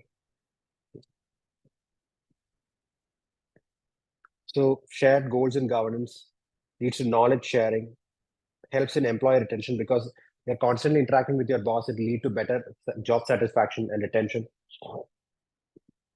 Ethical standards, work-life balance, even within the strenuous schedules. Need for a balanced life creates a conducive work environment. Public service delivery. In India, effective civil service is crucial for initiatives like Digital India and direct benefit transfer.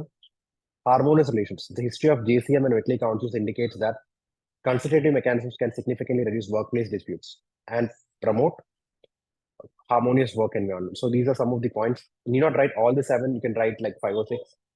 Okay. These are taken from various texts, so that's why so many points. So institutional frameworks like JCM, concepts taken to Whitley councils affirm the need for cooperative employer-employee relationship. Okay. So enhancing the quality of governance, that is the thing. Okay. Again, direct question, direct from syllabus, except the first question, everything else is direct from syllabus. And everything was very general questions.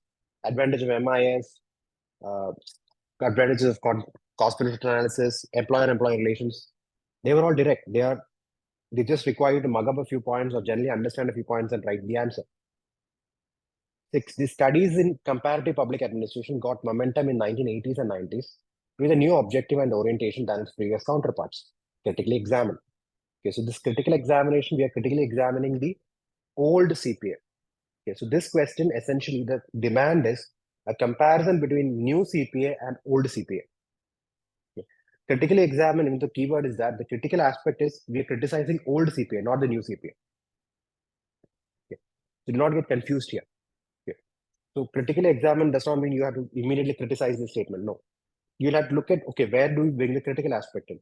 Looking at how old CPA is different. So how new CPA is different from old CPA. So old CPA has a lot of critical elements. That's what is required here. Okay, you're talking about the changes, what led to the new CPA. Okay, so the traditional CPA, it focused on universal administrative principles and institutional structures, often overlooking social, cultural, and contextual nuances. This made it impractical and less relevant for diverse governance systems.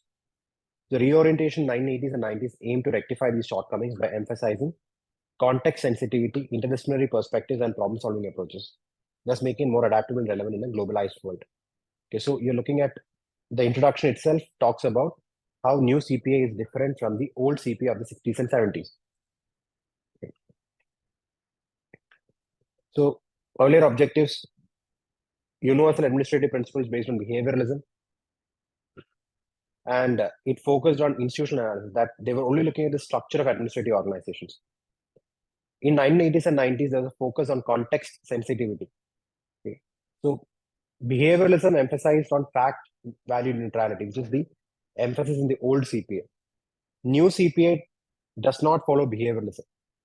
Okay, does not follow behavioralism, like it did not rejected behavioralism, but it does behavioralism in a value laden society. It's studying administration in the value context. So that's where the cultural, social, economic factors come in. Okay.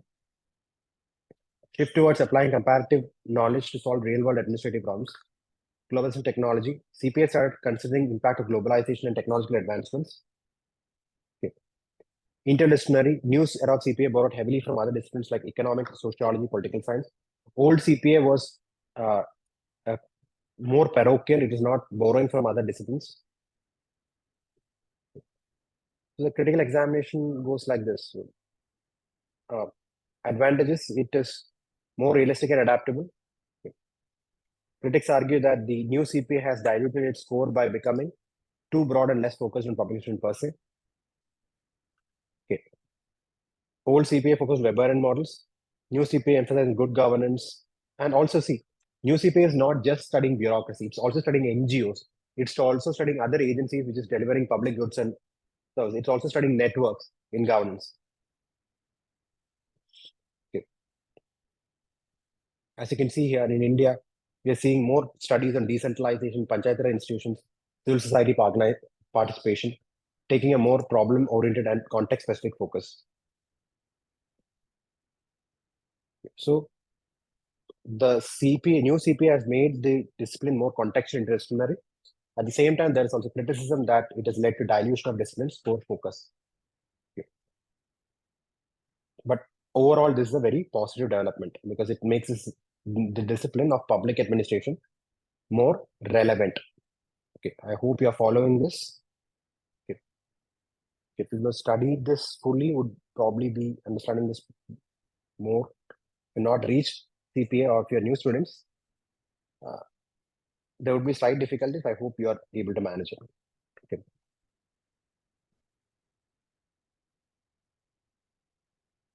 In explaining development, Wiedner made a distinction between change in output and change in the system itself, and warned that what is growth from one point of view may decline from another.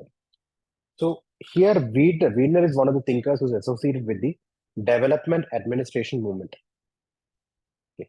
So here, Wiedner is talking about change in output and change in system itself. In a way, this is similar to Frederick's statement of administration of development and development of administration. Okay. So essentially, development requires administration development, that is change in output. But for that to happen, administrative development has to happen. So there is a change in system which is also needed. From traditional administrative system, you need a more goal-oriented, action-oriented administrative system. That's what Wiener is talking about. Okay. So for change in output, for increasing GDP growth to happen, you need a focus on administrative development or changing system. Okay. So, and also said that growth is a very complicated phenomenon. Development is a very complicated phenomenon. So you're looking at GDP growth, that will lead to economic development, but that may also affect social development as well. That's what this statement is about. So Wiener is saying, one, when you look at development, development is a movement towards modernity, okay, of nation building, socio-economic progress, etc. At the same time, for achieving development, you need growth, GDP growth, but for achieving fast-paced GDP growth, you also need an administration which is catered to bring about those socio-economic changes. At the same time, the process of development in a developing country is extremely complex and complicated. That's what he talks about. Growth from one aspect may be declined in another. GDP may grow, but other aspects like inequality may also grow. So equality will come down. It will lead to other issues, social issues in societies. It will lead to discrimination. The poor, marginalized, the people would be further oppressed as well. Okay, so for a proper development to happen, administration has to be more effective. That's what Wiener is talking about here. Okay, so let's look at the answer. Okay, according to Wiener, development is a process of growth in the direction of modernity and particularly in the direction of nation building and socio-economic progress. This distinction serves as a framework for a more comprehensive understanding of development dynamics. So looking at aspects like one, change in output refers to quantitative alterations, variables like GDP, employment rate, or production. For instance, an increase in GDP is often cited as an evidence for development. Change in system. Development administration is to be quantitative and qualitative distinct from conventional administration, which is rule-oriented, status-oriented, etc. It has to be action-oriented, goal-oriented, client-oriented, flexible, and dynamic. This will require a change in system from traditional administrative system and values. Okay.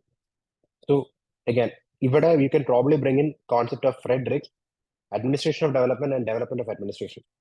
Okay, അതുമായിട്ട് വളരെ similar ആയിട്ട് concept ആണ് ഇവിടെ വരുന്നത്.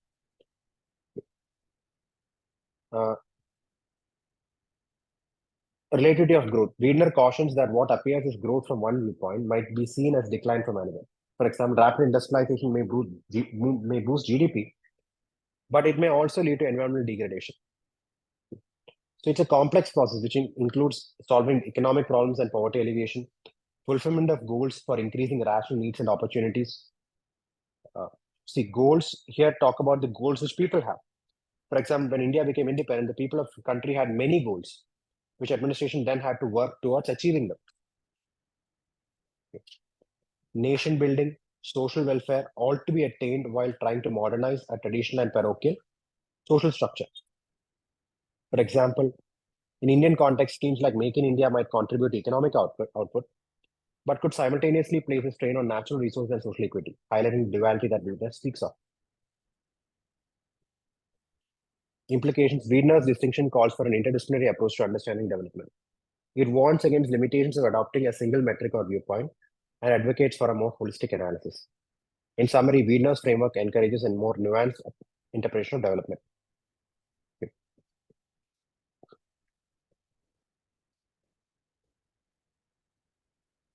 So, yeah, that is the thing. So, again, Weidner in context, we have to talk about his development, what is meant by development or administrational development, and why it requires development of administration. Okay. And then you have to talk about the various complexities facing a developing country.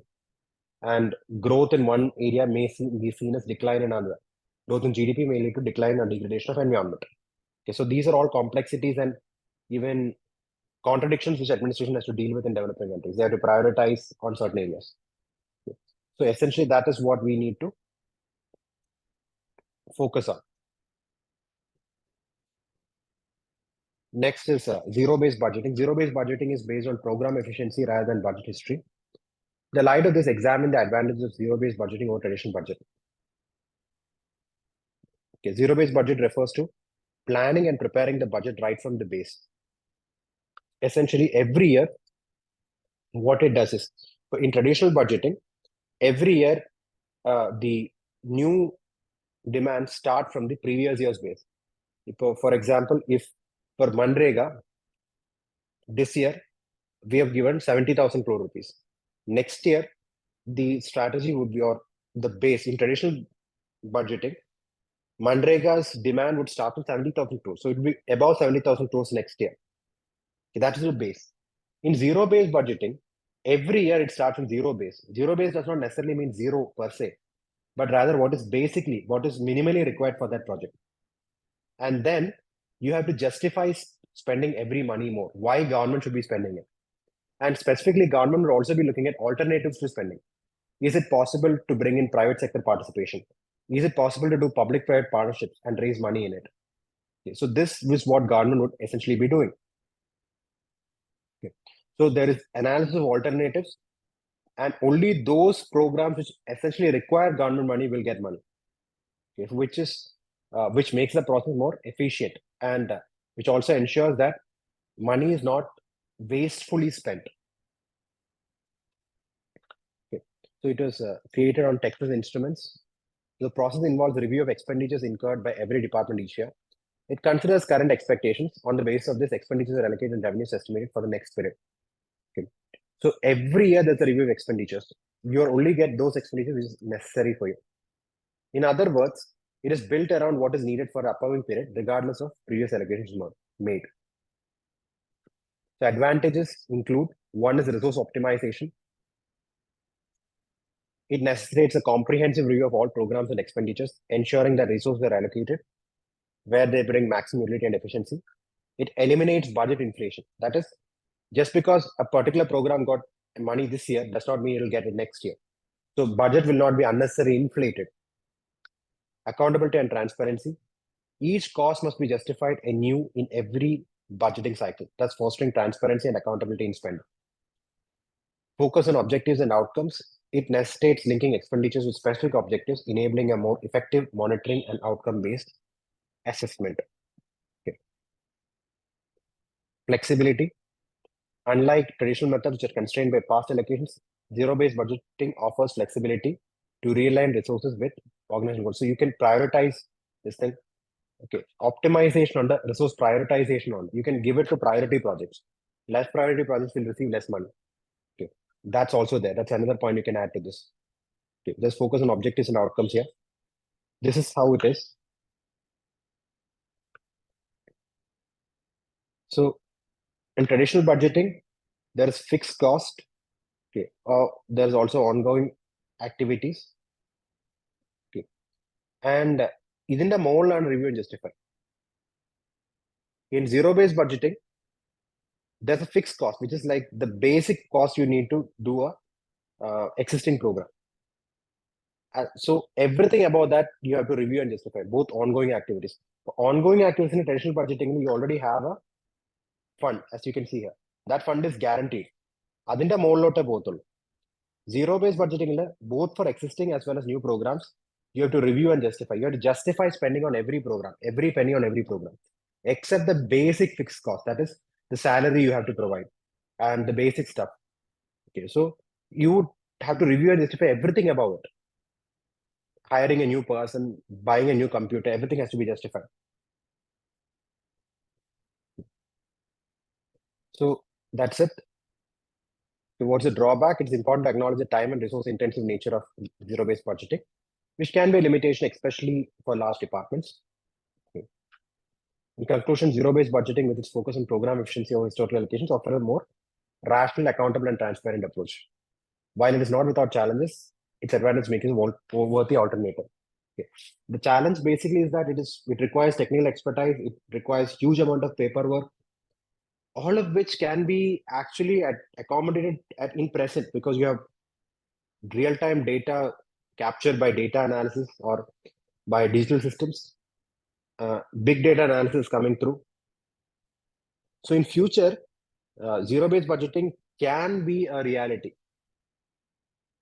okay, in a wider scale as well.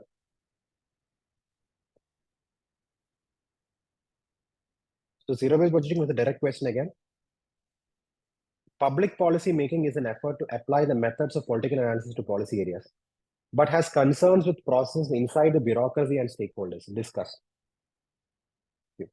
So it's an effort to apply the methods of political analysis to policyholders areas, but has concerns with the process inside the bureaucracy and stakeholders.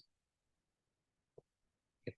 So what is public policy making? Public policy making, you're looking at the political analysis. Like, for example, it is essentially the manifesto of the political party you're going to make real. Okay, so a particular party has got elected based on a manifesto. You have promised its supporters something, some specific aspects. Okay, so it is, according in a way, it is an effort to apply the methods of political analysis. So this political analysis, this politics of deciding who gets what, when, and how, you're bringing it into policy area. That's how public policy making is about. Okay, but at the same time, many a times both the policy making as well as policy implementation is affected by the capacity of bureaucracy and opposition from stakeholders. I had mentioned about K-Rail a bit while back, because most of us are Keralites. So K-Rail is a policy. Essentially, implementation of K-Rail is a policy decision of the Kerala state government. Now, that is affected, that is thwarted mainly due to opposition from certain stakeholders. And on top of that, you can also talk about the fact that bureaucracy is not efficient in going to the people, enlightening them, and making this policy implemented. Okay. Because bureaucracy simply does not have the capacity to do that. Okay. So it is an intricate exercise that transcends a mere application of political analysis. It deeply intertwines with bureaucratic process and engages multiple stakeholders, thereby creating a complex ecosystem for governance and decision making. Public policy making, it's a multifaceted endeavor that integrates methods of political analysis and understanding, bureaucratic process, and stakeholder concerns. Okay. So what is political analysis? Public policies are often rooted in political ideologies and agendas. Political analysis helps in understanding broader governance framework and electoral implications. That is, if you implement a policy, but many governments will not want to put in more money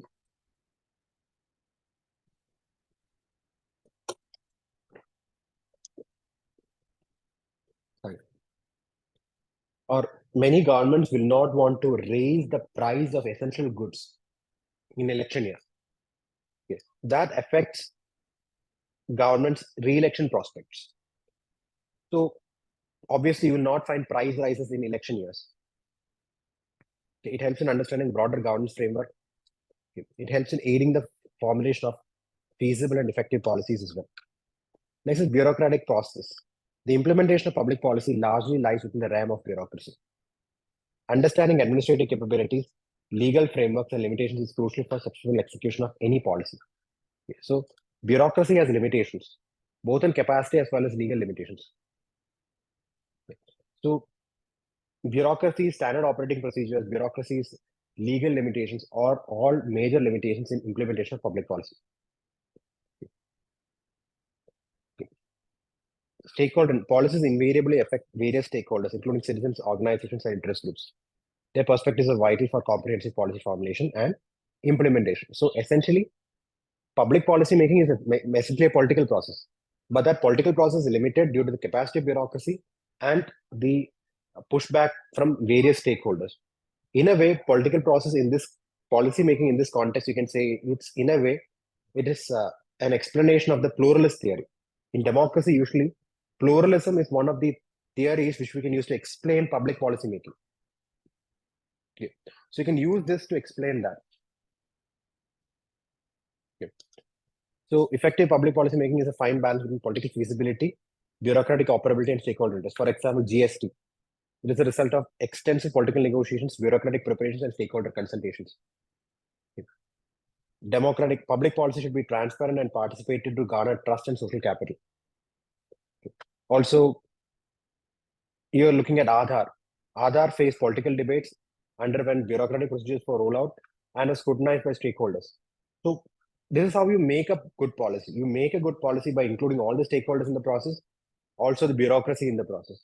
That's how you can make a good policy which can be implemented properly. So that is the idea for this question. Okay. Next is in career advancement, civil servants are necessitated to political superiors, and hence phenomenon poses the challenges to civil service neutrality. The idea is for our career advancement, it is dependent on our performance measurement, and also essentially the appointments committee in higher posts above joint secretary, the appointment is done by the appointments committee of cabinet or senior political executive. They have the major say. So essentially, civil servants are dependent on the political executive for career advancement. And this means that most of them would be politicized because they would be feeling closeness to the political executive. Okay. This would affect civil service neutrality. That is the question. That's what the question is about. Okay. Okay. So civil service neutrality is held in high regard where a parliamentary system based on UK system. So civil service neutrality is critical. Okay. So often the career advancement path, it entails a complex relationship with political superiors. Yes. How does it work? Look into it. Okay. Political patronage. Often civil servants who align their actions with the interests of political superiors are rewarded with plum postings or promotions. This over time may dilute the idea of neutrality. Okay. So we can look in the Vora Commission report. Neta, Dada, Babu, Lala nexus.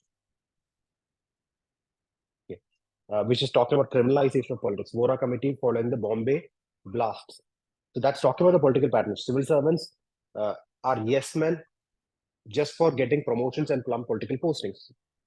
Transfer and posting. Frequent transfers are a punitive measure, often for recurring theme. Okay. For example, Ashok Khemka, an IS officer, was transferred over 50 times in a 27-year career, often due to a stance against political malfeasance.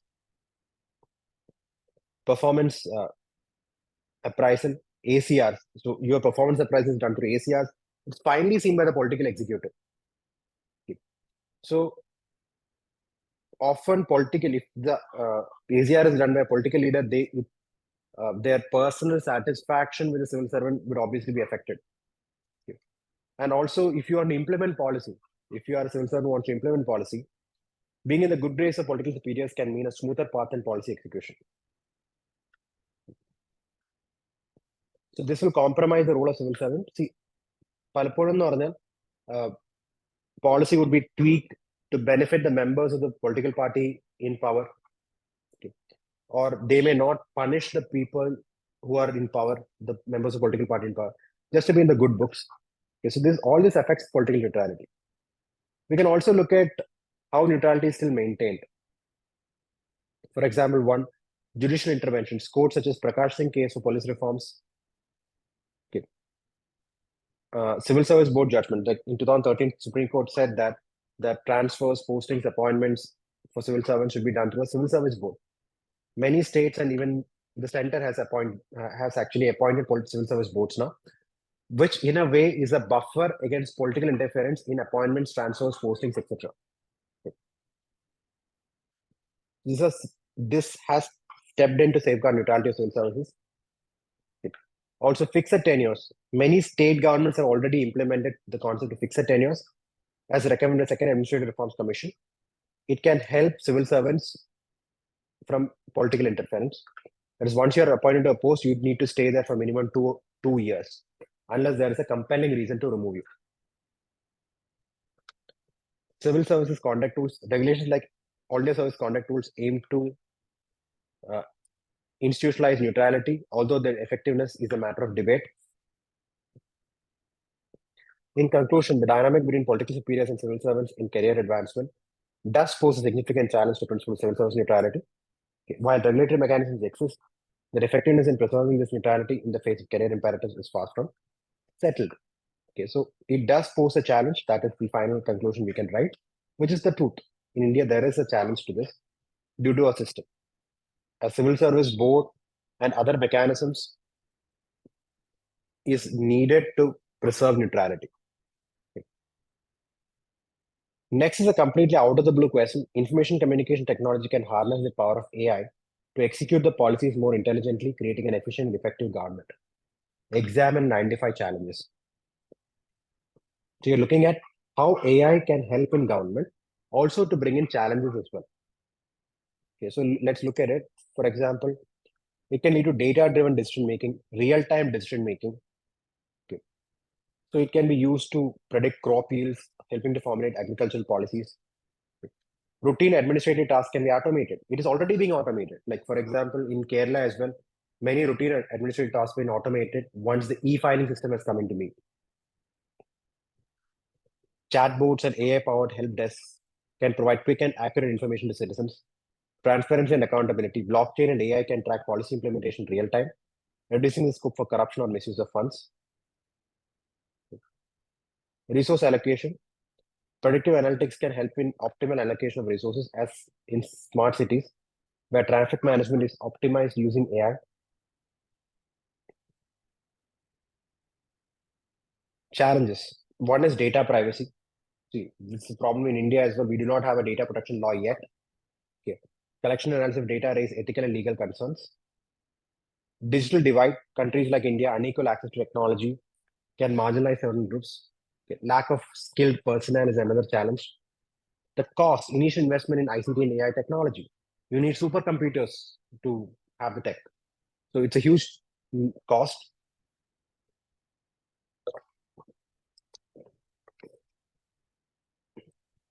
And the problem is bias. AI's biggest problem now is its bias. If the data used to train the AI is biased, the policy recommendations would also be biased. Also, AI systems are vulnerable to hacking, which can compromise integrity of government operations. So these are the challenges which we are looking at. Also, ethical considerations. Use of AI in sectors like law enforcement can raise ethical issues such as racial or socioeconomic profiling because of the bias. But this is already a problem in US because AI there is biased. If you ask AI to construct a face of a criminal, it'll most probably give you a black face because that it is biased due to the information available to it. So before AI can be used in administration, it has to be made neutral. It has to be taken free of these biases. And at the same time, you need to have more people access to e-governance services. So that is the conclusion you can give for that. The final question. The management of a sound public finance used to be the backbone of administrative systems, but unfortunately, it has become a prisoner of populist policies. Critically evaluate. Okay, so here you have to talk about this concept of freebies, the revenue culture, which the Prime Minister has talked about. So populist policies have affected public finance. So let's look at it. So traditionally, administrative systems have to manage finance in a proper manner. They should not be taking too much debt. They should not be taking too much revenue debt. Revenue deficit should be zero or surplus. Okay, that is the idea of FRBM Act. But when you look at, many state governments have taken up populist activities, freebies, in order to win elections, which affect public finance. Okay, so why is it the traditional backbone? Resource allocation, prioritizing long-term development projects over short-term gains is essential for sustained growth. Accountability, proper budgeting and auditing system serves checks against corruption and inefficiency. Debt management, fiscal responsibility involves controlling public debt to maintain the country's financial credibility. Okay, so controlling public debt, it acts as a bulwark against corruption and inefficiency. Prioritizing of long-term development projects is better for country, which is needed. Okay. So let's look at some of these populist policies. The populist policy of free electricity in Delhi. Okay. Because for free electricity, it strains both the public exchequer as well as the public sector unit which is doing it. Okay. So there is a huge loss to the exchequer for absolutely nothing. Okay. And it also causes a moral hazard of people misusing this provision. That is, people would be misusing electricity and stuff, which is not just in Delhi. Free electricity for farmers has caused other concerns like environmental concerns and as well, along with finance concerns. Rice subsidies in Tamil Nadu. Okay. So it has put a huge hole in Tamil Nadu's fiscal budget. Okay. It will have little impact on long-term economic development. Okay. Farm loan waivers in UP. Okay. This waiver distort credit discipline and burden state finances. Like, for example, if you give farm loan waivers, the farmers would be wanting waivers. Okay. But then you'd be thinking, what is the solution out of it? Kerala has a farm loan waiver commission. Kerala has instituted a permanent commission. So whenever there's a farmer distress, that commission will investigate it. And if it's a genuine case, they will ask the state to give farm loan waiver. There is no uniform farm loan waiver. Farm loan waivers are taken on a case-to-case basis on a commission by a commission. So Kerala's model is something which can be utilized. It is not a freebie. The government is protecting those people who are really needy, who are really poor. They are not giving uniform waivers, which will then promote like misuse of credit, etc. What are the counter arguments? One is social safety nets. Okay. So critics argue that such policies act as safety nets and are necessary for immediate relief from poverty or disasters. Political accountability. So it might reflect public will. Okay. Holding the government accountable to its constituents. So essentially, it's like government promoting or government delivering on its promise. Also, for many poor, it's a social safety net. Now, the study which has been conducted in the recent years has said that poverty in India has declined since 2014. The decline in poverty since 2014 in India is mainly on account of government schemes. So these schemes, even though they are freebies, they are definitely helping the poor. So yes, so while populist freebies may provide immediate relief and little gains, they compromise fiscal stability of a state, thus affecting traditional backbone of administrative systems. Therefore, a balanced approach is needed. Okay. Women empowerment is hence it should not be reflected only in programs, but promoting concrete actions to ensure participation across institutions and communities, critically examined. Okay. So we have sustainable development goals. Okay. Gender equality, I think, is SDG 4. SDG 4 is critical for zero poverty. It's essential for eliminating hunger and all the other factors. So it is linked to everything else. So you can actually link it through SDG goals. That's one way of starting it. So what is the second part of the question?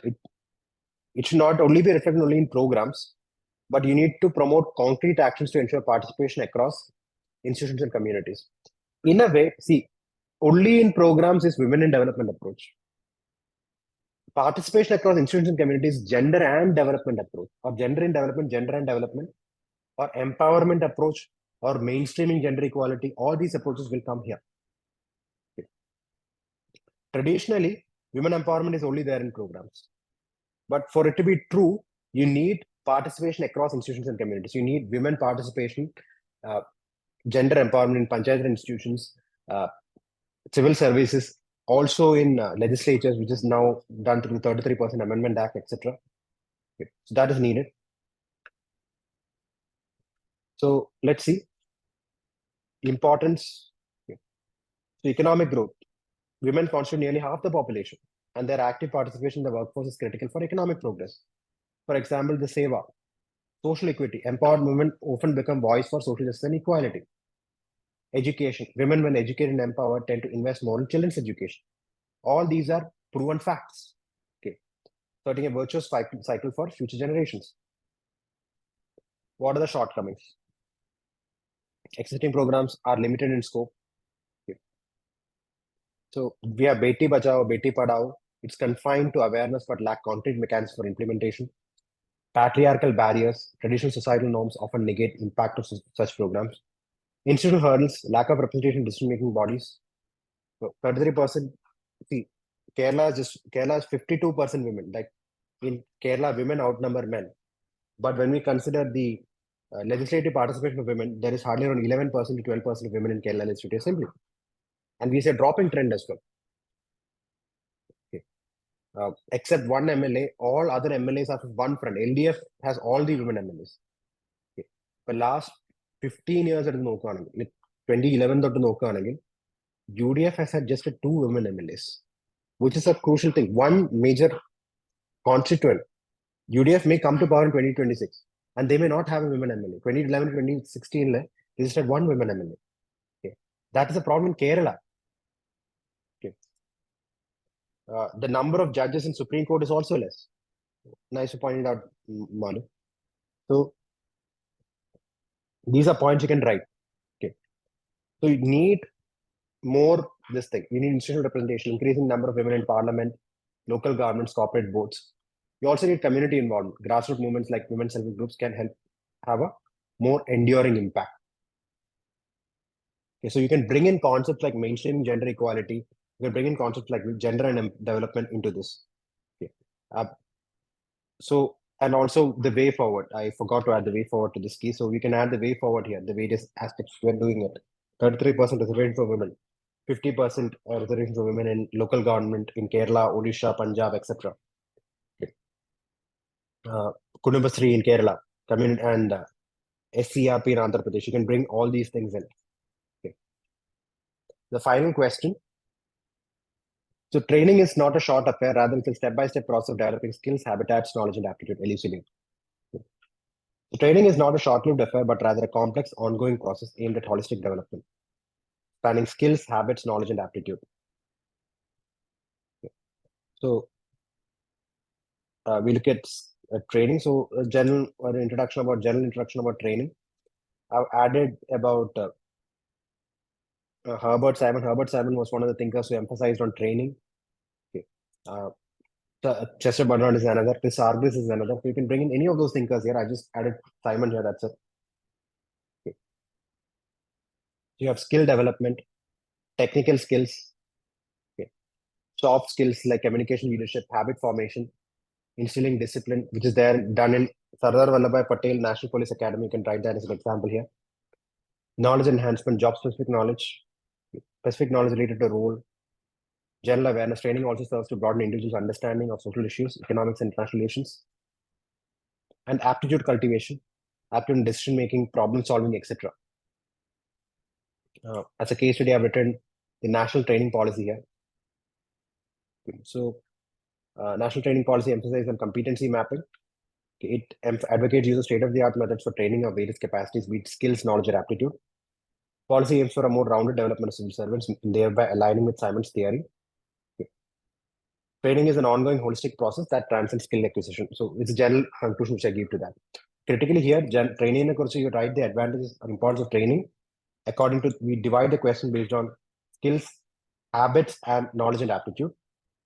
It's not habitat, it's habit. Okay. And I've also added a national training policy here, just an additional point which would make my answer look good.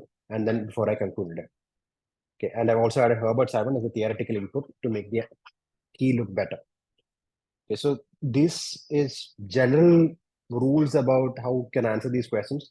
As I've said, most of these questions were very general and straightforward.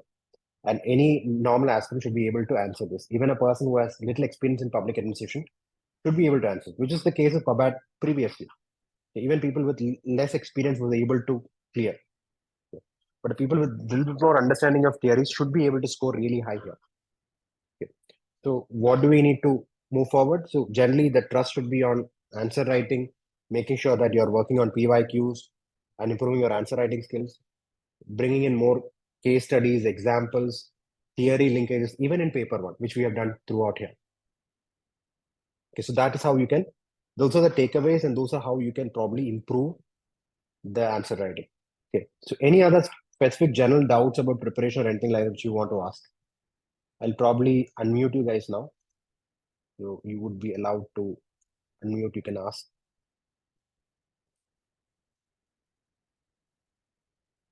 So you can actually unmute yourself if you want to ask doubts. Otherwise, you can do that, or you can do it in chat as well. Slides provide, yeah, slides. We provide the slides. We'll also provide the key as well, PDF key provided. The slide is nothing but the key, so we'll provide the key anyways in PDF. Anything else?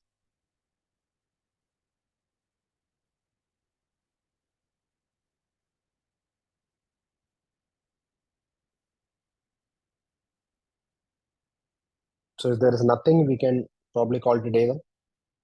Recording would be available. Don't worry. Recording would be available as well. Don't worry.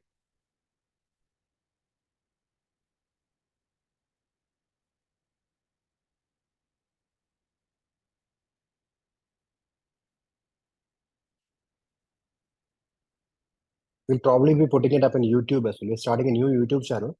We're putting this discussion YouTube channel as well.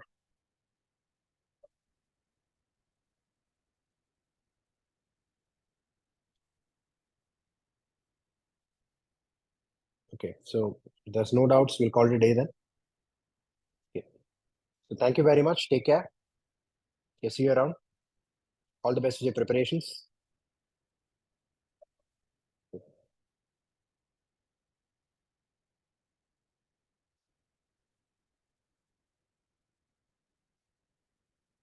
So see you around. Thank you. Thank you very much. Thank you, everyone.